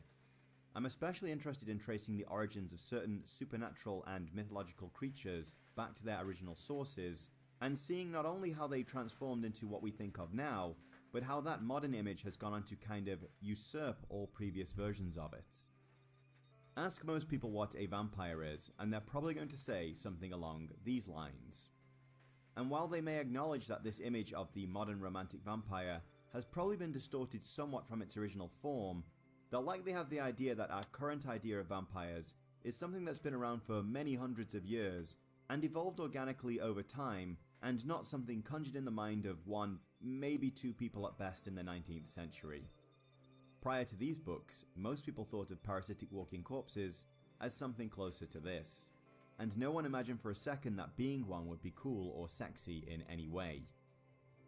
I don't blame people for that, of course. Not everyone finds this as interesting as me, and I think stories and legends have a power and a lore that goes far beyond if they're simply true or not. But you can see how a story or an idea was able to strike just the right chords in people and run away and become something far greater than what it was first envisioned. Zombie mythology is equally interesting, and there's no denying the impact Resident Evil had on creating the modern pandemic zombie. However, one of the most contemporary examples of this has to be the Slender Man.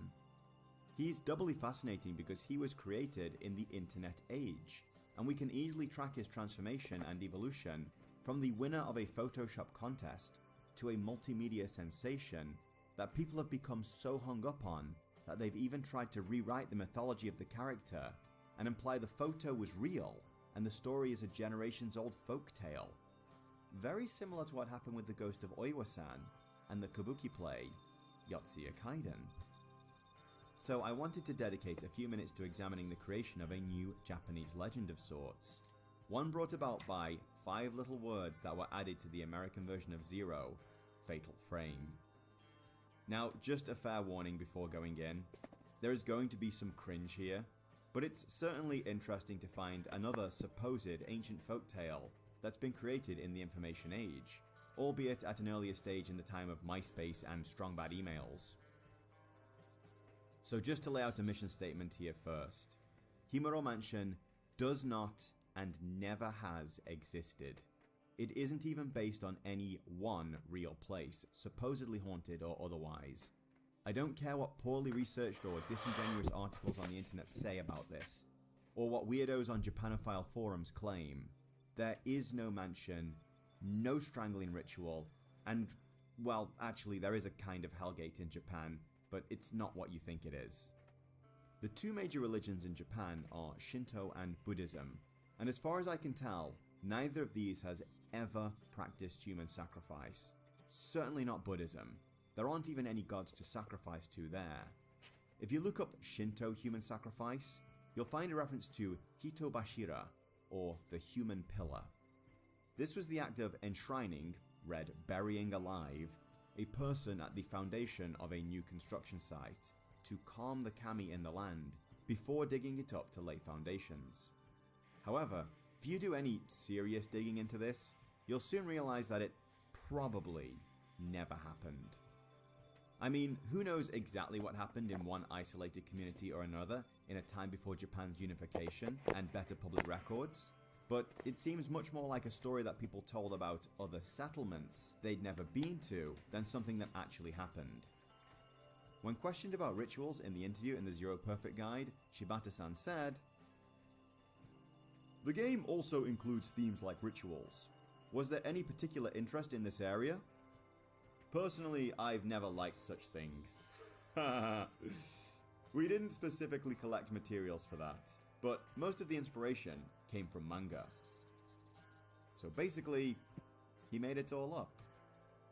So beyond simply saying it was based on a true story on the box, how exactly did this video game story run away with people's imaginations and retcon itself into being an ancient Japanese folktale? Well, one explanation lies in the somewhat authentic Japanese setting that Shibata and his team created. I've visited plenty of temples and shrines and old historical sites here, and I can tell you that a lot of what you see in the game is exactly what you'd see there. And I've no doubt at night time, under the right conditions, it might feel a little less peaceful and charming, and a little more malevolent. We've already talked art direction though, so there's no need to go over the same ground here. Now, Japan has many ghost stories of its own. There's plenty of larger well-known legends and famous haunted locations you can visit on a tour, though the shrine and resting place of Oiwa-san is one of these, so I'll let you consider how credible these legends actually are. Many of these stories have been a source of inspiration for movies and manga themselves, and we know for a fact that Shibata and his team pulled ideas from this kind of media. One example is the story of Bancho Sarayashiki. This is another Onryu legend, and no play regarding a girl named Okiku unjustly punished over a missing plate and cast into a well at Himeji Castle, which is the real inspiration for Ashina Castle in Sekiro. If you know anything about Japanese horror, then you absolutely know who the girl in the well is, and how she comes to get you. And Project Zero has its own ghost in the well for that matter. Since we're on the topic of Onryu, it goes without saying that the iconic image of Oiwa-san in her white kimono from Yotsuya Kaiden played some part in Kiria Himuro's design. So when you start to combine the image of popular Japanese horror with a setting that people can look at and feel it's very Japanese, and the idea that this tagline here has to be there for some reason, well, it just starts to kind of feel right that maybe this world that's so far away, with such a different culture, might have some kind of story that might have inspired all of this. After all, quartering isn't the worst thing humans have ever done to each other. But to further seal the deal was this quote taken from a press release here. In an area outside Tokyo, there lies a mansion in which it is said 7 people were murdered in a grisly manner. On the same property there lie 3 detached residences that surround the mansion, all of which are rumoured to have ties to the mansion's troubled past. It is said there is an underground network of tunnels that lay beneath the premises, but nobody knows who made these tunnels or what purpose they served. Many inexplicable phenomena have been reported occurring on this property. Bloody handprints have been found splattered all over the walls. Spirits have been seen spotted on the premises, even in broad daylight. A narrow stairway leads to an attic where a spirit-sealed talisman is rumoured to be locked away. Men have sought this talisman, only to be found later with their bodies broken and rope marks around their wrists. There's a crumbling old statue of a woman in a kimono, but its head is missing. If you take a photo of a certain window, a young girl can be seen in the developed picture. These incidents have provoked fear in the people of Tokyo, and many believe that those who live near this area will become cursed. The deaths of those 7 people are unexplained to this day. Which, you know, come on, who the fuck believes this?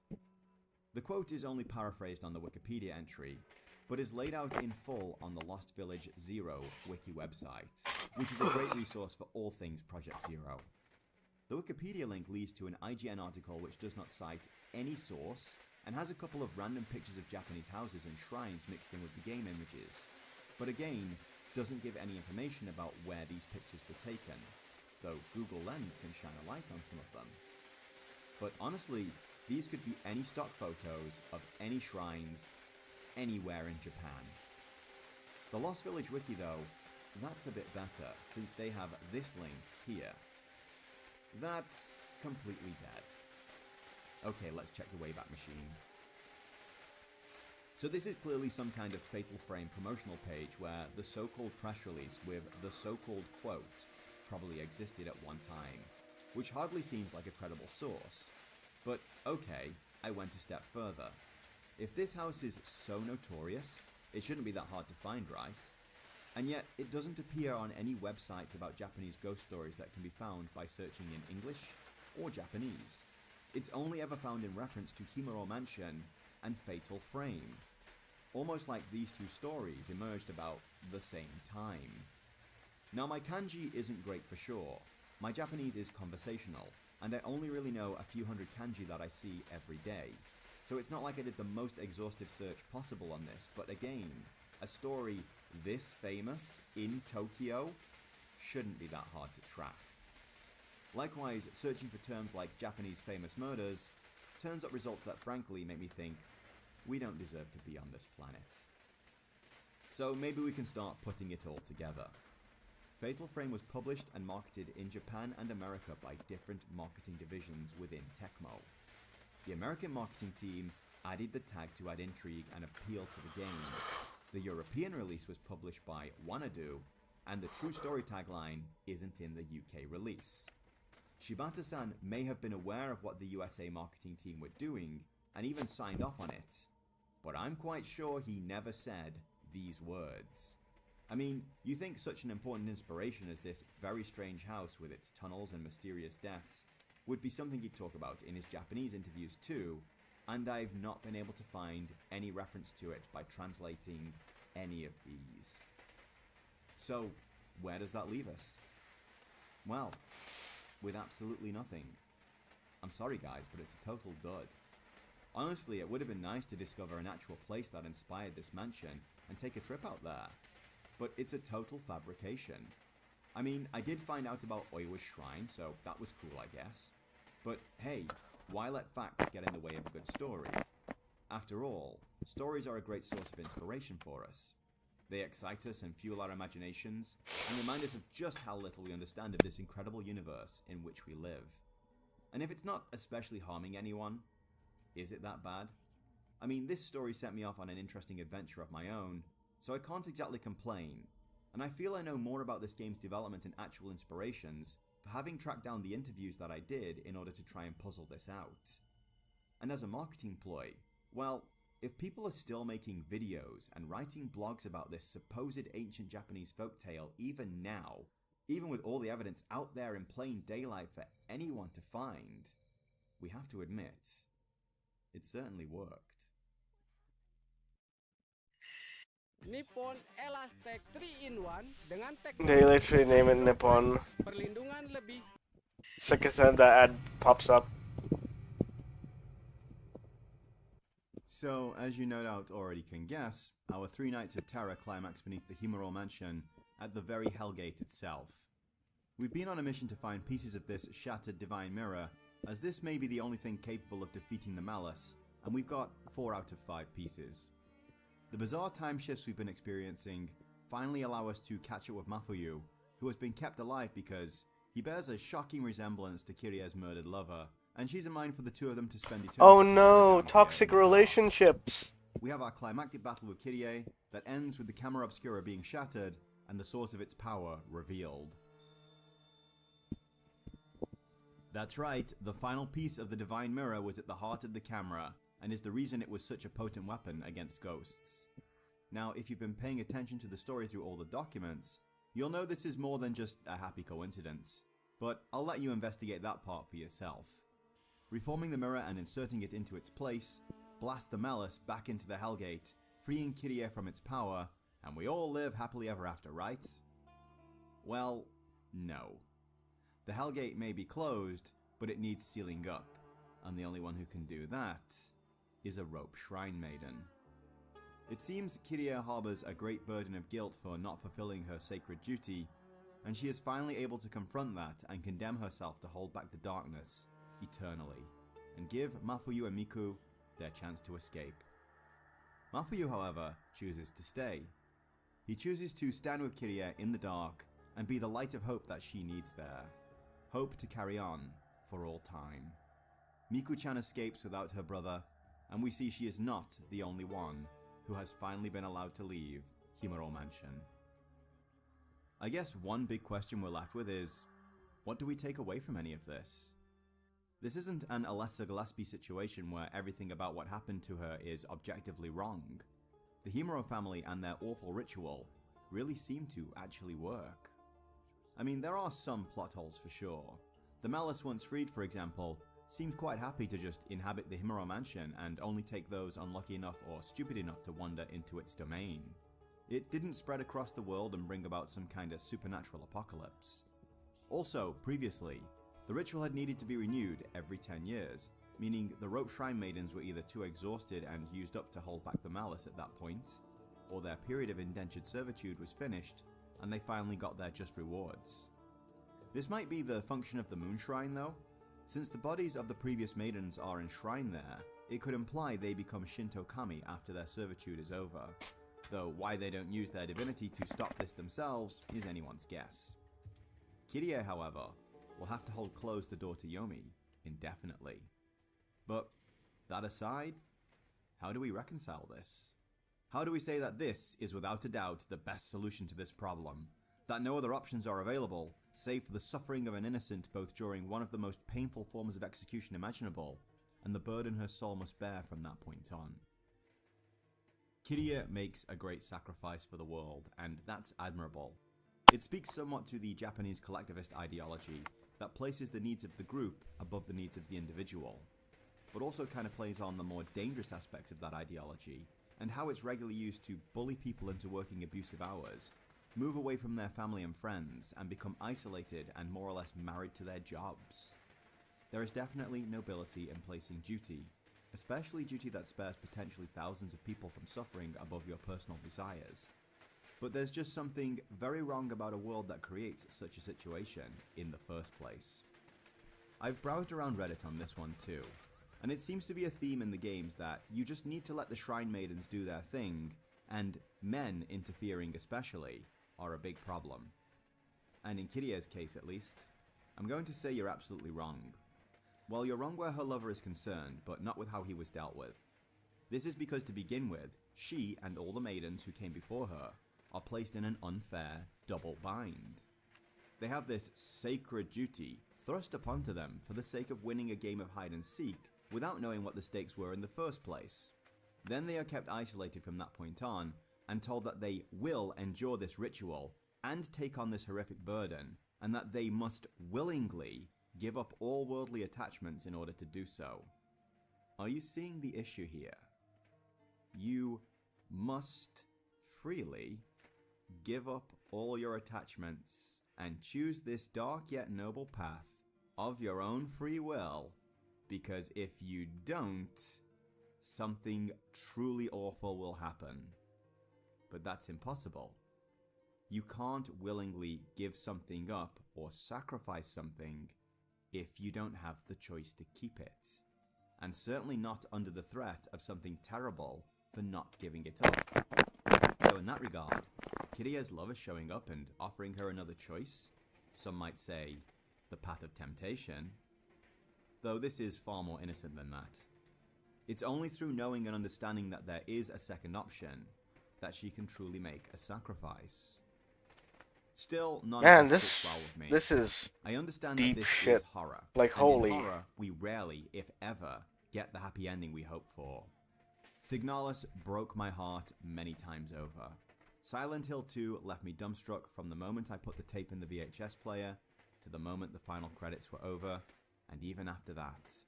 Likewise, I get that Miku is our heroine, and her story, the search for her brother, is resolved in a satisfactory way. She escapes, rights the wrongs in the house, and all the souls trapped there by the malice are free to go onto their final rest.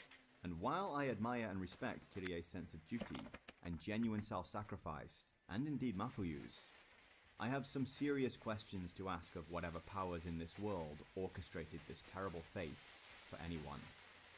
Questions I'd like to ask with the business end of a super shotgun pointed directly at them. Meat hook sharpened, loaded, cocked, and with the safety off.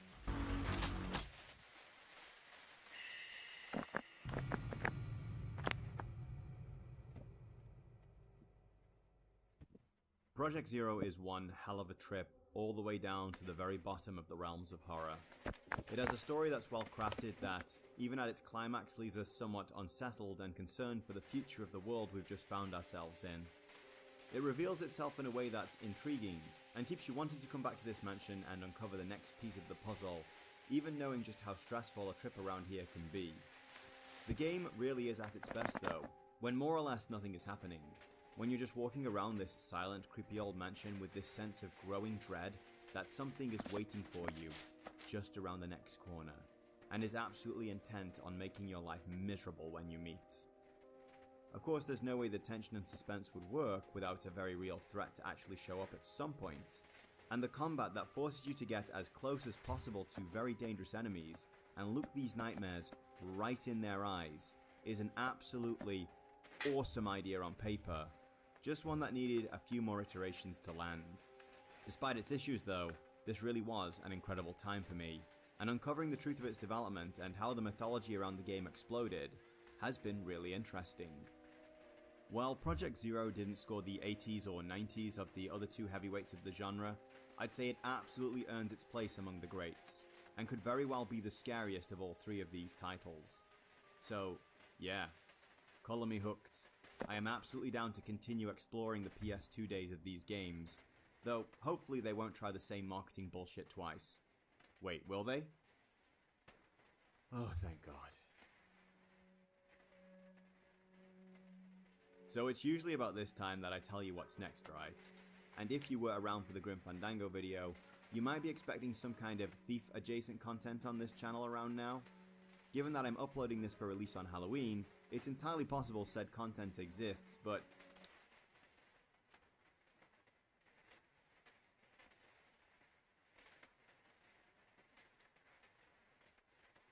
I'm so scatterbrained right now.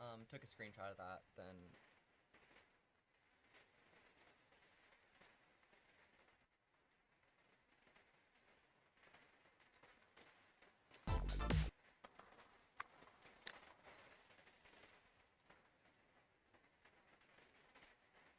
Help provided. Pal World Fey Break update has been released. I don't know.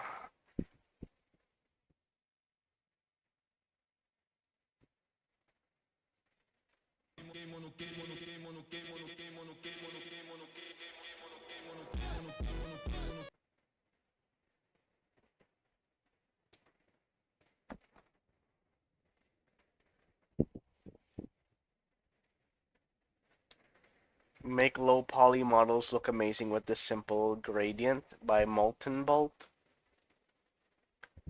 I just got a new laptop by Iman. The worst ways to play the best games by G-Man Lives.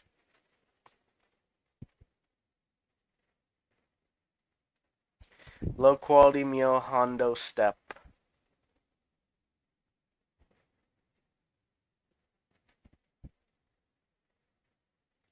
Emba 5, Morrowind in Kazakhstan?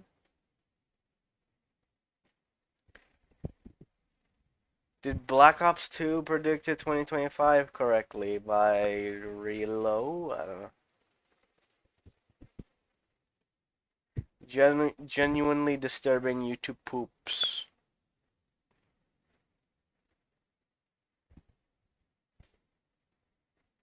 A 20-year-old version of GTA Online just leaked by Dr. Mod.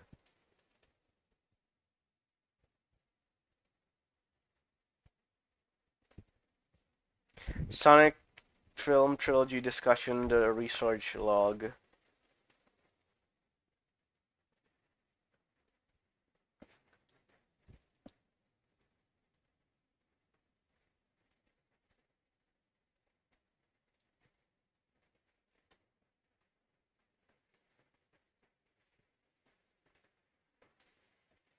Necros PM click.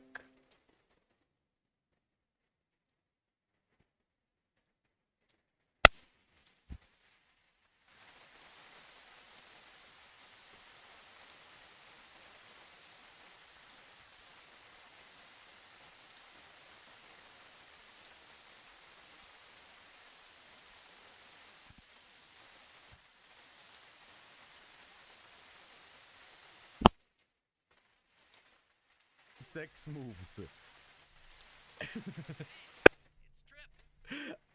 I think I'm gonna turn off the subtitles actually because it's gonna be so confusing to read what they're saying versus what's on screen. What? Brenda. Okay, I'm gonna say okay, this is so confusing. It's so confusing. I'm gonna ask friend, should I saw a little friend, but I didn't realize it was Goatsy. I'll turn off the game, by the way. I'm gonna say, is this mod fucked? Okay, you know what? I really don't. Why not? Is the Goatsy even modded? Oh God! Bruh. Ask friend yes or no. Holy shit! Kelly. Fucking hell. Well, guys, ask him. Such a big now. What's wrong, Greg? What does he say? I'm gonna. Okay. I'll ask in game instead. Just all right. yes or no. Do you want to God. hear the truth? Fuck you. I'm not gonna talk to you anymore. What? Yeah. Reese? Oh, why didn't I think of that? Okay, thank you. Enough already about fricking Italy. What was that? Frickin' it. Did you add in the Windows notifications? That was not on my PC. Okay. Hello, phone. Hello, phone. Sam. Yeah, what's up? Sans. Suggesting that we separate, make art? What? I like how he's transparent. Everybody always comments on racist sculptures. What?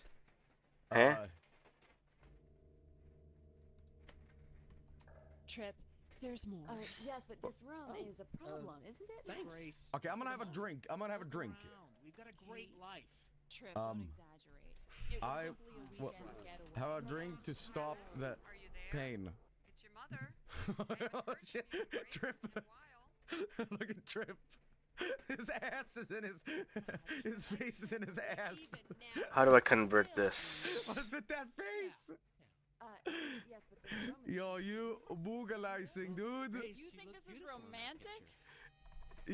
You're fucked up, dude. Wait, how do I convert this? Help. Whoa. Okay. Okay. No. Prosciutto. Okay. Whoa. Is he in the table? He is. Not have sex. Besides, Are you having sex now, Trip?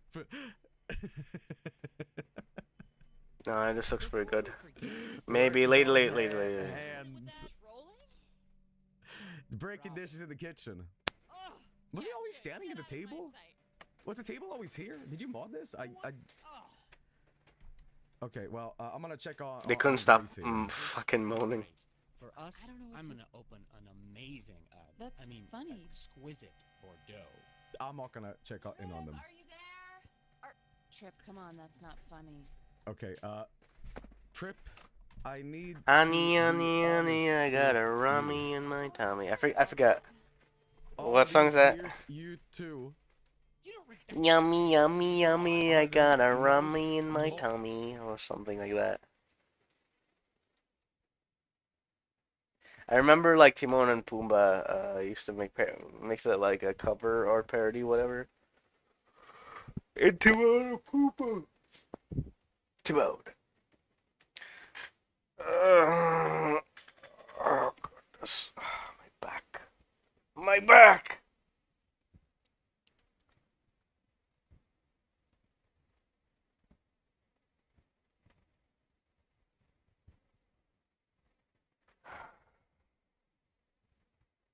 So sleepy, bro.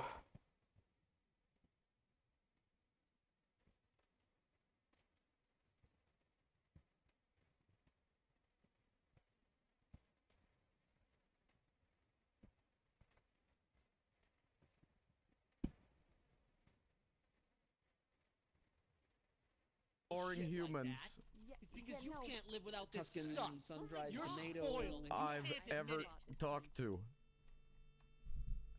You make me wanna shit my dick off. Bruh.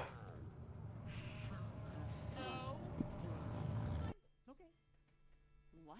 I'm gonna give you the truth too, Saying Grace. that Trip is not afraid. Kevin. What? Grace. She's just trying to make you feel I've all got to sympathetic ask and you. shit. Yes. or Some of no? the swearing is getting through them. Oh yeah. No, that's even I better. think you are afraid of something. I'm gonna sit the fuck down. What's happening? This is so chaotic. Each person should basically want the same things, right? That is big sigh. Okay. Yeah, Okay, let's just calm down. It was joke. Let's talk about marriage.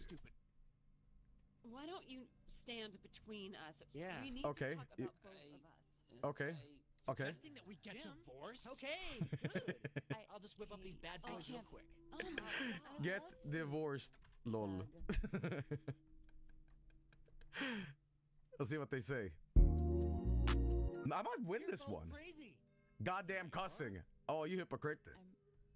You've been a good friend for a long time. Romance. It says romance. You're sweet. Wait, the hackberry. Okay, who's the most fucked up? Trip.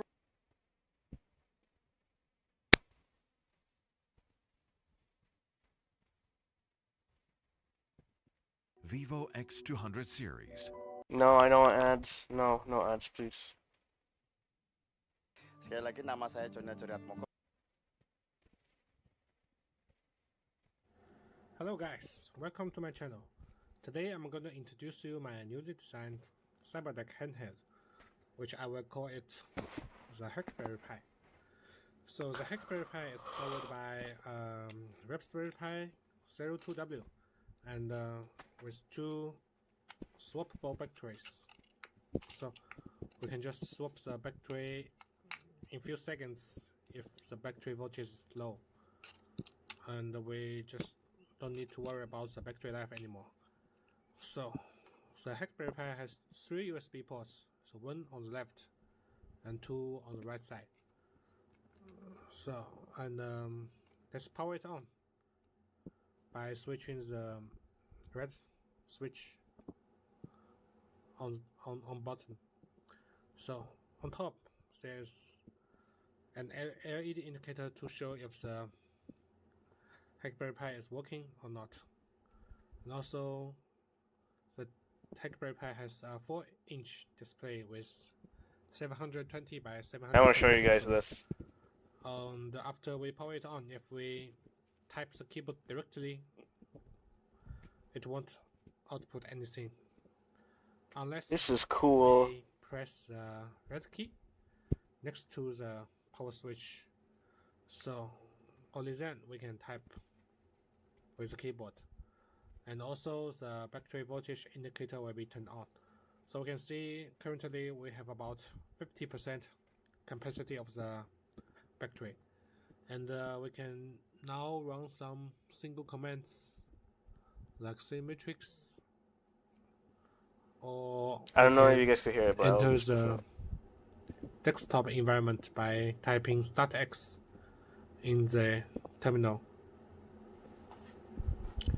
And also on the top side there's a button which can be used to control the backlight brightness of the display. So if I single press it, the brightness will be turned off, and we can press it again to make it back. And also we can long hold the button to increase or decrease the display backlight brightness. So now we can do some single coding in the desktop. For example, we can make it output hello world. Oh, this is so cool. I built this. Here's how. This thing is basically made of all off-the-shelf parts. I used a cheap PS2 rip-off controller as the controller. I used an Orange Pi as the brain, and just some off-the-shelf power bank to power everything. Using off-the-shelf keeps it nice and simple. And cheap. Now the first thing I need to do was find a layout for all the hardware that involved as least amount of modification as possible. And ultimately that gave me the wide boy layout. Nice and easy to build, but looks a bit funky. Next I need to print, sand, wash, and paint everything. This is something I'm going to be using fairly often, so I don't want the paint rubbing off, so make sure we use a clear coat to protect the paint. Finally, everything get packed inside, but I did not glue it. As we saw in my last short, that can be a very bad idea. Now, the brain of this project, like I said, is the Orange Pi, which is running Android, so I installed apps pretty easily. I installed RetroArch as the emulator, a dig. Hello guys, welcome. Can I get a beep? What's inside this box? Beepberry, my new favorite tiny cyberdeck. This little PCB has a low-power LCD screen, a BlackBerry keyboard, and if I flip it over, look, the perfect spot for a Raspberry Pi Zero. And what's that? There's an RP2040 that runs the board's firmware. Let's install this little Pi Zero 2W. I already loaded PiOS on the microSD card. For the battery, it comes with a rubber band to hold it in place for testing, but I'm also 3D printing this case from their user guide. After I switch it on, can I ping it? Yep. I just have to run Beepberry's install script, and after a reboot, it works. Updating the firmware is easy too. Just drag and drop this little UF2 file and wait a second and the firmware's up to date. The screen doesn't have a backlight, but it's crisp and clear in most lighting at least. Just make sure you peel off the cover that it ships with. Can I get a beep? What's inside this box? Hello guys.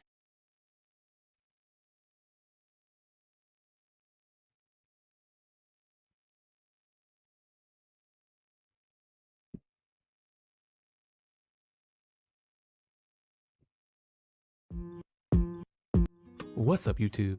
This is a Hackberry Pi, a handheld cyberdeck with a BlackBerry keyboard. It comes with a Raspberry Pi as the brain, a fully customizable keyboard, a 4-inch 720 TFT screen, and 3 USB 2.0 ports to make this a cool learning tool and a fun toy for hackers. Today, we're going to dive into what made me buy this handheld and how and who benefits from using it.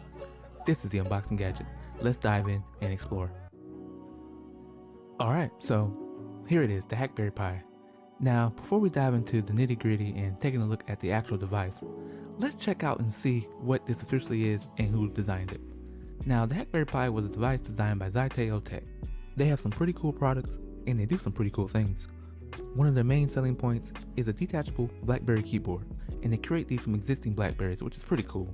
So it allows you to create your, say, iPhone to a BlackBerry keyboard to give you that physical typing touch that, back in the day we used to love. And also, if we take a look at their site, you can see at the bottom, they do have Hackberry Pis. Now, the Hackberry Pis are sold track the time, track the Germany.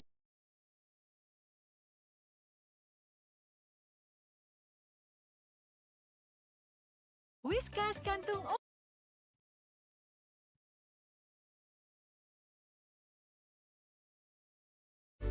I chose Australia's best student city.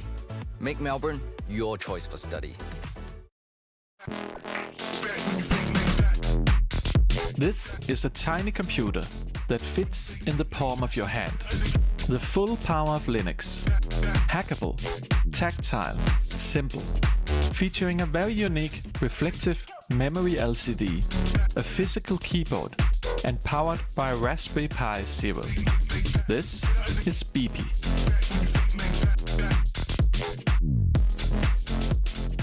I've always been fascinated by small computers.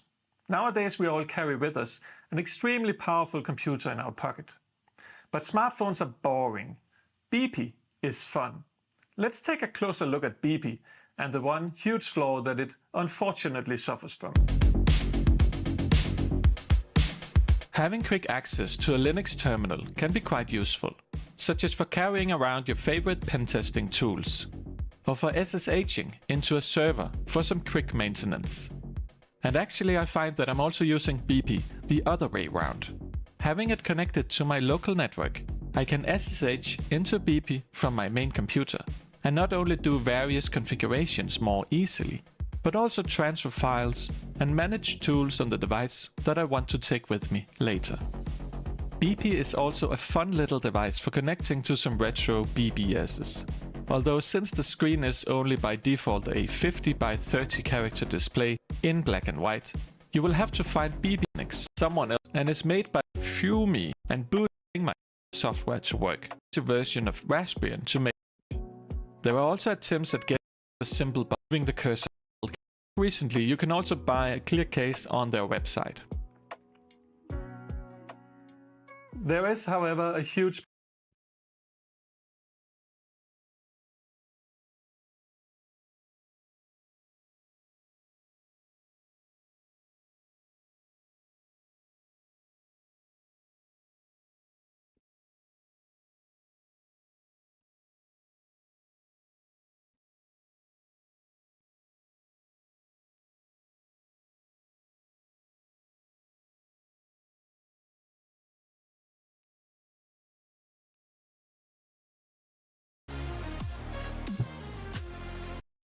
Okay, that looks too much.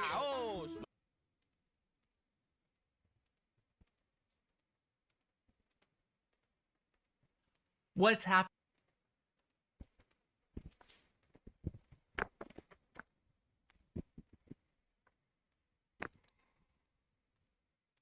Hang on a bit, guys, hang on.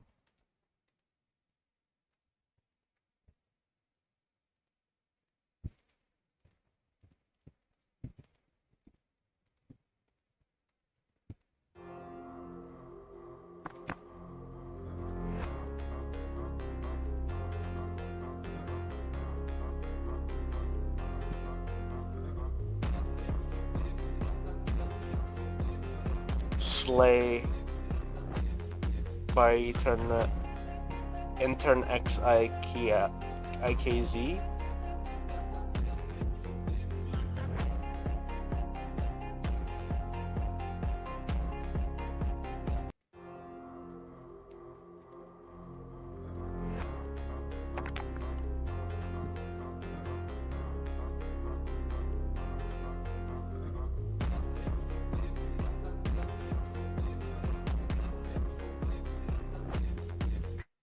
Yeah, I kind of want those, but at the same time, can't I build them?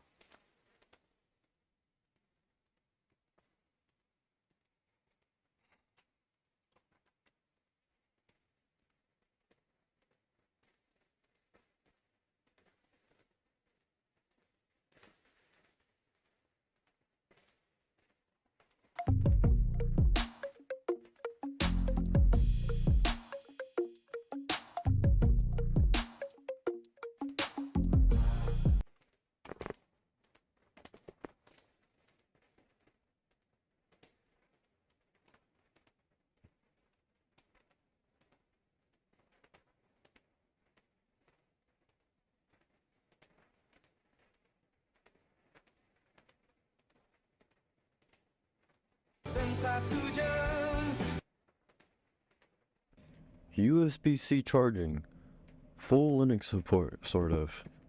QWERTY keyboard, a headphone jack. Where can you get these specs in 2024? You can, bro. Today we're gonna talk about this phone. It's the last smartphone that BlackBerry ever made before they died. And yeah, today we're gonna talk about why there's like a real argument and why people still use these, including me for a pretty good amount of time. Initially, I was gonna make a review on this monitor, but it literally died yesterday while I was playing Tabletop Simulator with my friends. So kind of pivoting for today. And also, you see that monitor? It also died a week ago. I'm just gonna talk about how I use the device. This is coming from someone who uses their smartphone as not really like an entertainment device. I don't have Instagram or like social media on my phones. I'm using this as a productivity device, so something to organize my life, manage my tasks, responding to messages, communication. So this device still feels premium to me in 2024. I like the design. Their keyboard is nice. The spacebars on these tend to kind of wear out over time, which is the main thing to look for if you're getting a used one. The headphone jack sounds good. The Bluetooth quality is good enough for me. There's a remappable key on the side here. The speakers are good. The vibration motor is pretty good. And yeah, the screen still holds up for me. As far as software is concerned, it is running Android 8, which at this point is fairly outdated. I think we're on Android like, what, 13 or 15 or something. It's not receiving updates anymore. I'm not super concerned about the security aspect of it. BlackBerry is pretty secure. So the main draw for me is having the QWERTY keyboard. I don't know if you guys have ever tried to navigate like a terminal on a smartphone.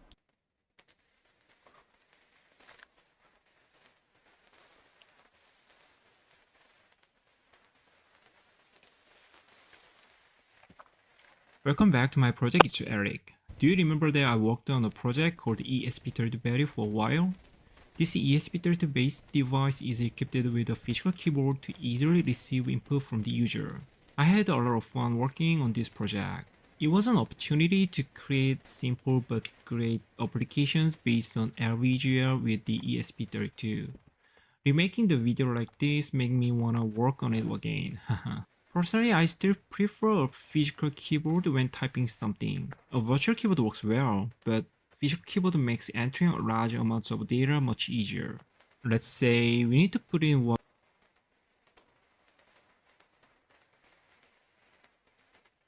Welcome back to my project, it's Eric. Alright, so the Spotify car thing went on sale from $89 to $29, so I decided to pick one up for my setup. Well, that's unfortunate. So Spotify recently announced that they're just going to be deactivating all of the car things by the end of the year. And while I did just initially get mine to look cool in my setup, I do think this is a downside for people that have older cars that were genuinely using this. I'm still holding out that Spotify might make this open source so that people can at least use the hardware to make something cool versus just entirely.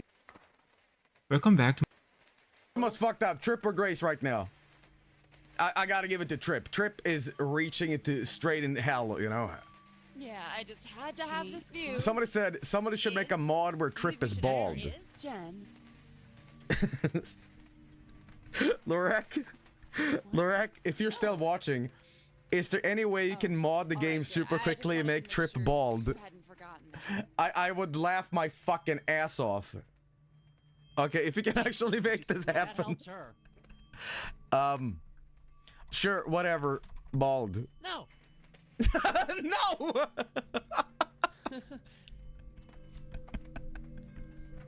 Oh. Bald. And what you said about listening too much to your spouse. Bald. Now I can see I should have chosen a simple, comfortable love.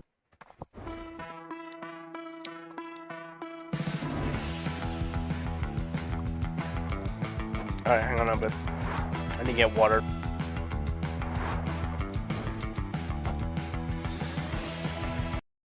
Oh boy.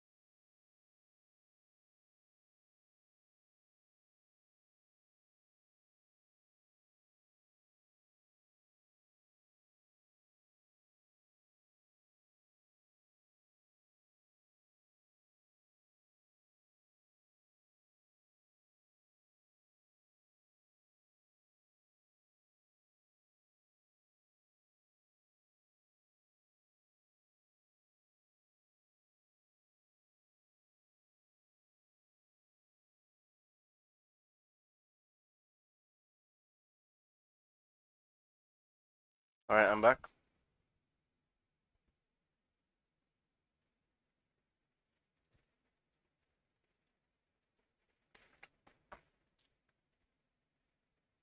Oh boy, yes, that's right. We're gonna do some cephalopod activity tonight. And I'm not streaming Splatoon, by the way. That's a funny joke, isn't it? Ha ha ha. Besides that shit intro, we're gonna do some we're gonna do some Squid Game parodies and fan games and all that stuff. But quickly I realized I should have jumped on this the moment this was super popular on Netflix, right? But you know, I don't really particularly care. I'd rather just play it because I want to. But I'll say this: I really enjoyed Squid Games. I think everybody on the planet has seen this series by now. But if you did not catch my quote-unquote review of it, I rather enjoyed it. The only negative thing I have to say about it is midway through the series, spoilers by the way, you know, if you're watching this you probably are going to get spoiled anyway, but maybe you picked it up through osmosis, I don't know. But anyway, my main gripe with the series is when they had these English-speaking voice actors, not voice actors, what I'm talking about, actual voice actors that spoke English. They did a really weird performance, and it reminded me something out of like House of the Dead. Their life cycle. You know, it's like weird, you know, but otherwise great series. Really enjoyed it. I don't even want like a sequel to it because I think the ending was kind of left good, you know. But the reason for that is they use Google Translate to translate their lines, and they also don't tell them the context of what they're acting for. You know, if you're directing a show or anything like that, you should probably like tell your actors what's up, you know. I don't believe that, you know. That's like saying, yeah, we're gonna make this movie about like things, and you'll be a person in it, and your motives are serious. Anyway, besides all that, we have a lot of games here to check out, and they're in no particular order. There are a lot of these games, but we're going to be checking one of them out. In fact, I think I have mistakenly played one of these on a Spooky Saturday, where it was one of those. I think it was the Garbage Itch.io stream I did. We do this everywhere we go. Oh, it's a copyright.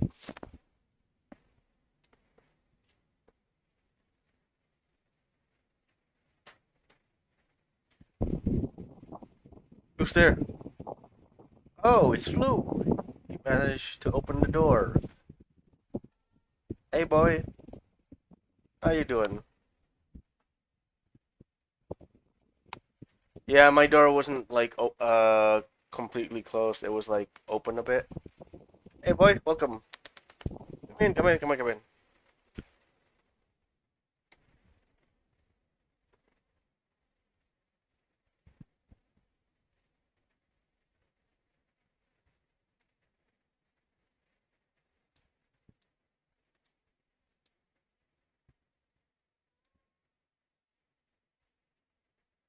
Howdy, boy. Looks like Flu's In here. October, so we'll see. But anyway, let's give it a try. There's a lot of these in no particular order, so enjoy. Heyo. Enjoy as much as possible, I suppose. Flu, Well, what, we're what, off to a Mapa? good start, Hey, boy. maybe. Hey, what are you doing? You want to be with a fan? In fucked resolution here, but there's no settings. Create. Uh-oh, it's online. Wait a minute. Let's see. Hang on. Is this online? Hang on. Can I? Oh my God, it is. Damn, boy. Okay, the problem with I this really one wish is I that could this is donate one of some of my fat 1,000 to of you these so you don't asshole have to be, games. like, skinny. Boy, you need to eat more, but at the same you time, want to be you able should, to play with me anyway? you should slow Because down. I don't know which one I downloaded.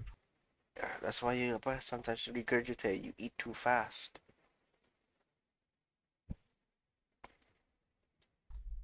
Like it's like a needle in a haystack. I don't even know which one this is. They're all called Squid Game. They don't have any differentiating titles, you know. So, so next one. I'm sorry. Next one. Okay. Hopefully this one works better. Hey, what you want? Let's see. This wasn't online either, but oh, it is. This one is also fucking online. Wait. We have to get this working. For fuck's sake, for the love of God and all that is holy.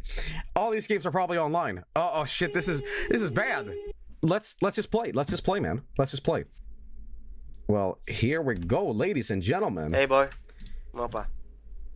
I'm the only one. He's on my lap right now, so it's like, gets really distracting.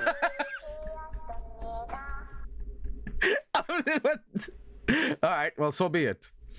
So be it.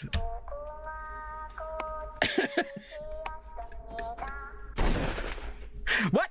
But I was still. Okay, well,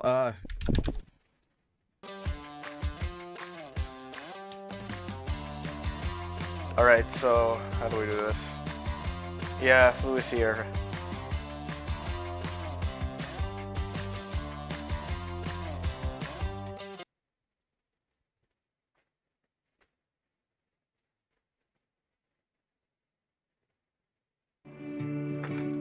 Nyetok alat tulisnya nggak pakai ribet nih. Thanks ya. Karena dengan solusi B2B dari ekosistem Grab OVO, terus tingkatkan produktivitas, kontrol, dan efisiensi perusahaan. this is a bit of a leftover from a spooky Saturday that I was meant to do yesterday, but it's a Sunday, so hey, whatever. But anyway, so we're gonna be checking out a various collection of spooky games here. It's kind of a little bit like the October itch.io trash bag collection, or whatever you want to call it, but yes. But anyway, here we go. This game is called... Actually, I'll show you what this game is called instead. How about that? Yeah, it's not very good, but Don't Shit Alone 2. The classic. I mean, really. Try Don't Shit Alone. No, I think I'm gonna go with the sequel instead. We're in space, by the way, so there's that. Uh-oh. Oh, new film about Don't Shit Alone. I gonna watch it. Oy, oy, oy. Ah, my favorite trope in these horror games. I have to go to the bathroom to make poop. Oh. What the? What? Is that me? Who's playing?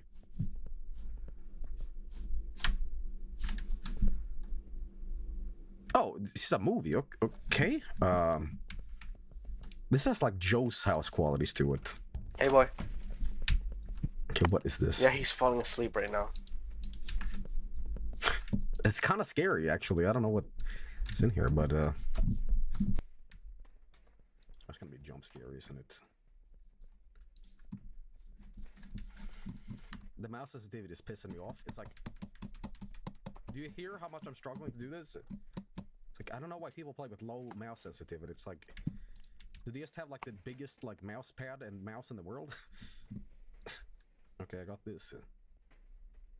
Got a piece of shit.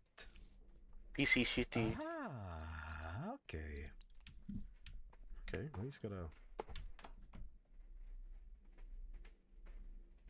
Is this the developer? Is this the developer? Okay. Don't shit. Okay. Oi, oi, oi. Oi, oh, poop. Oi, oh, poop. Hey, what's it, boy? Oh, I'm shitting. Oh, no! Oi, spooky game. Absolutely disgusting, Joel. Absolutely disgusting.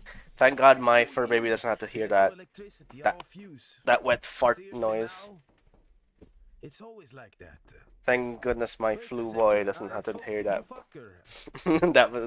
He doesn't have to hear that bullshit. 1, 2. Fuck, I think he got pissed.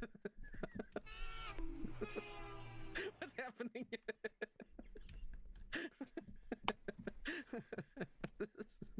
What's happening?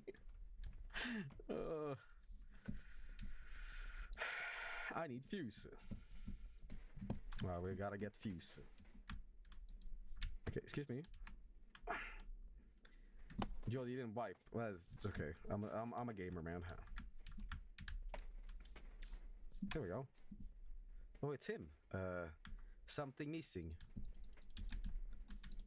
Okay, I don't know what that is, but this is not very good. This is oh, a QR code. Well, guys, if you wanna get your phones out and do that for me, then go ahead, because I'm not. Is that the pool?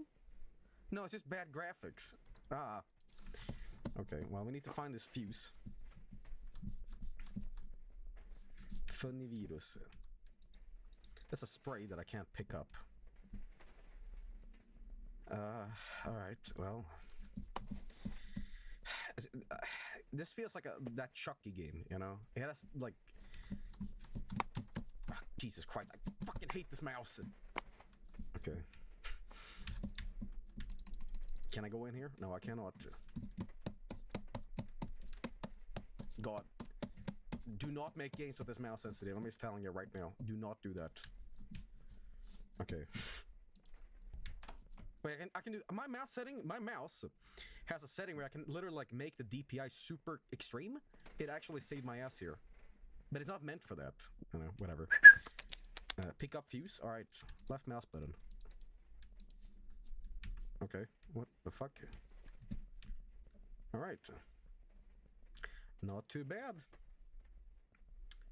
All right, well we just gotta put this in the basement, like so. All right. Hey.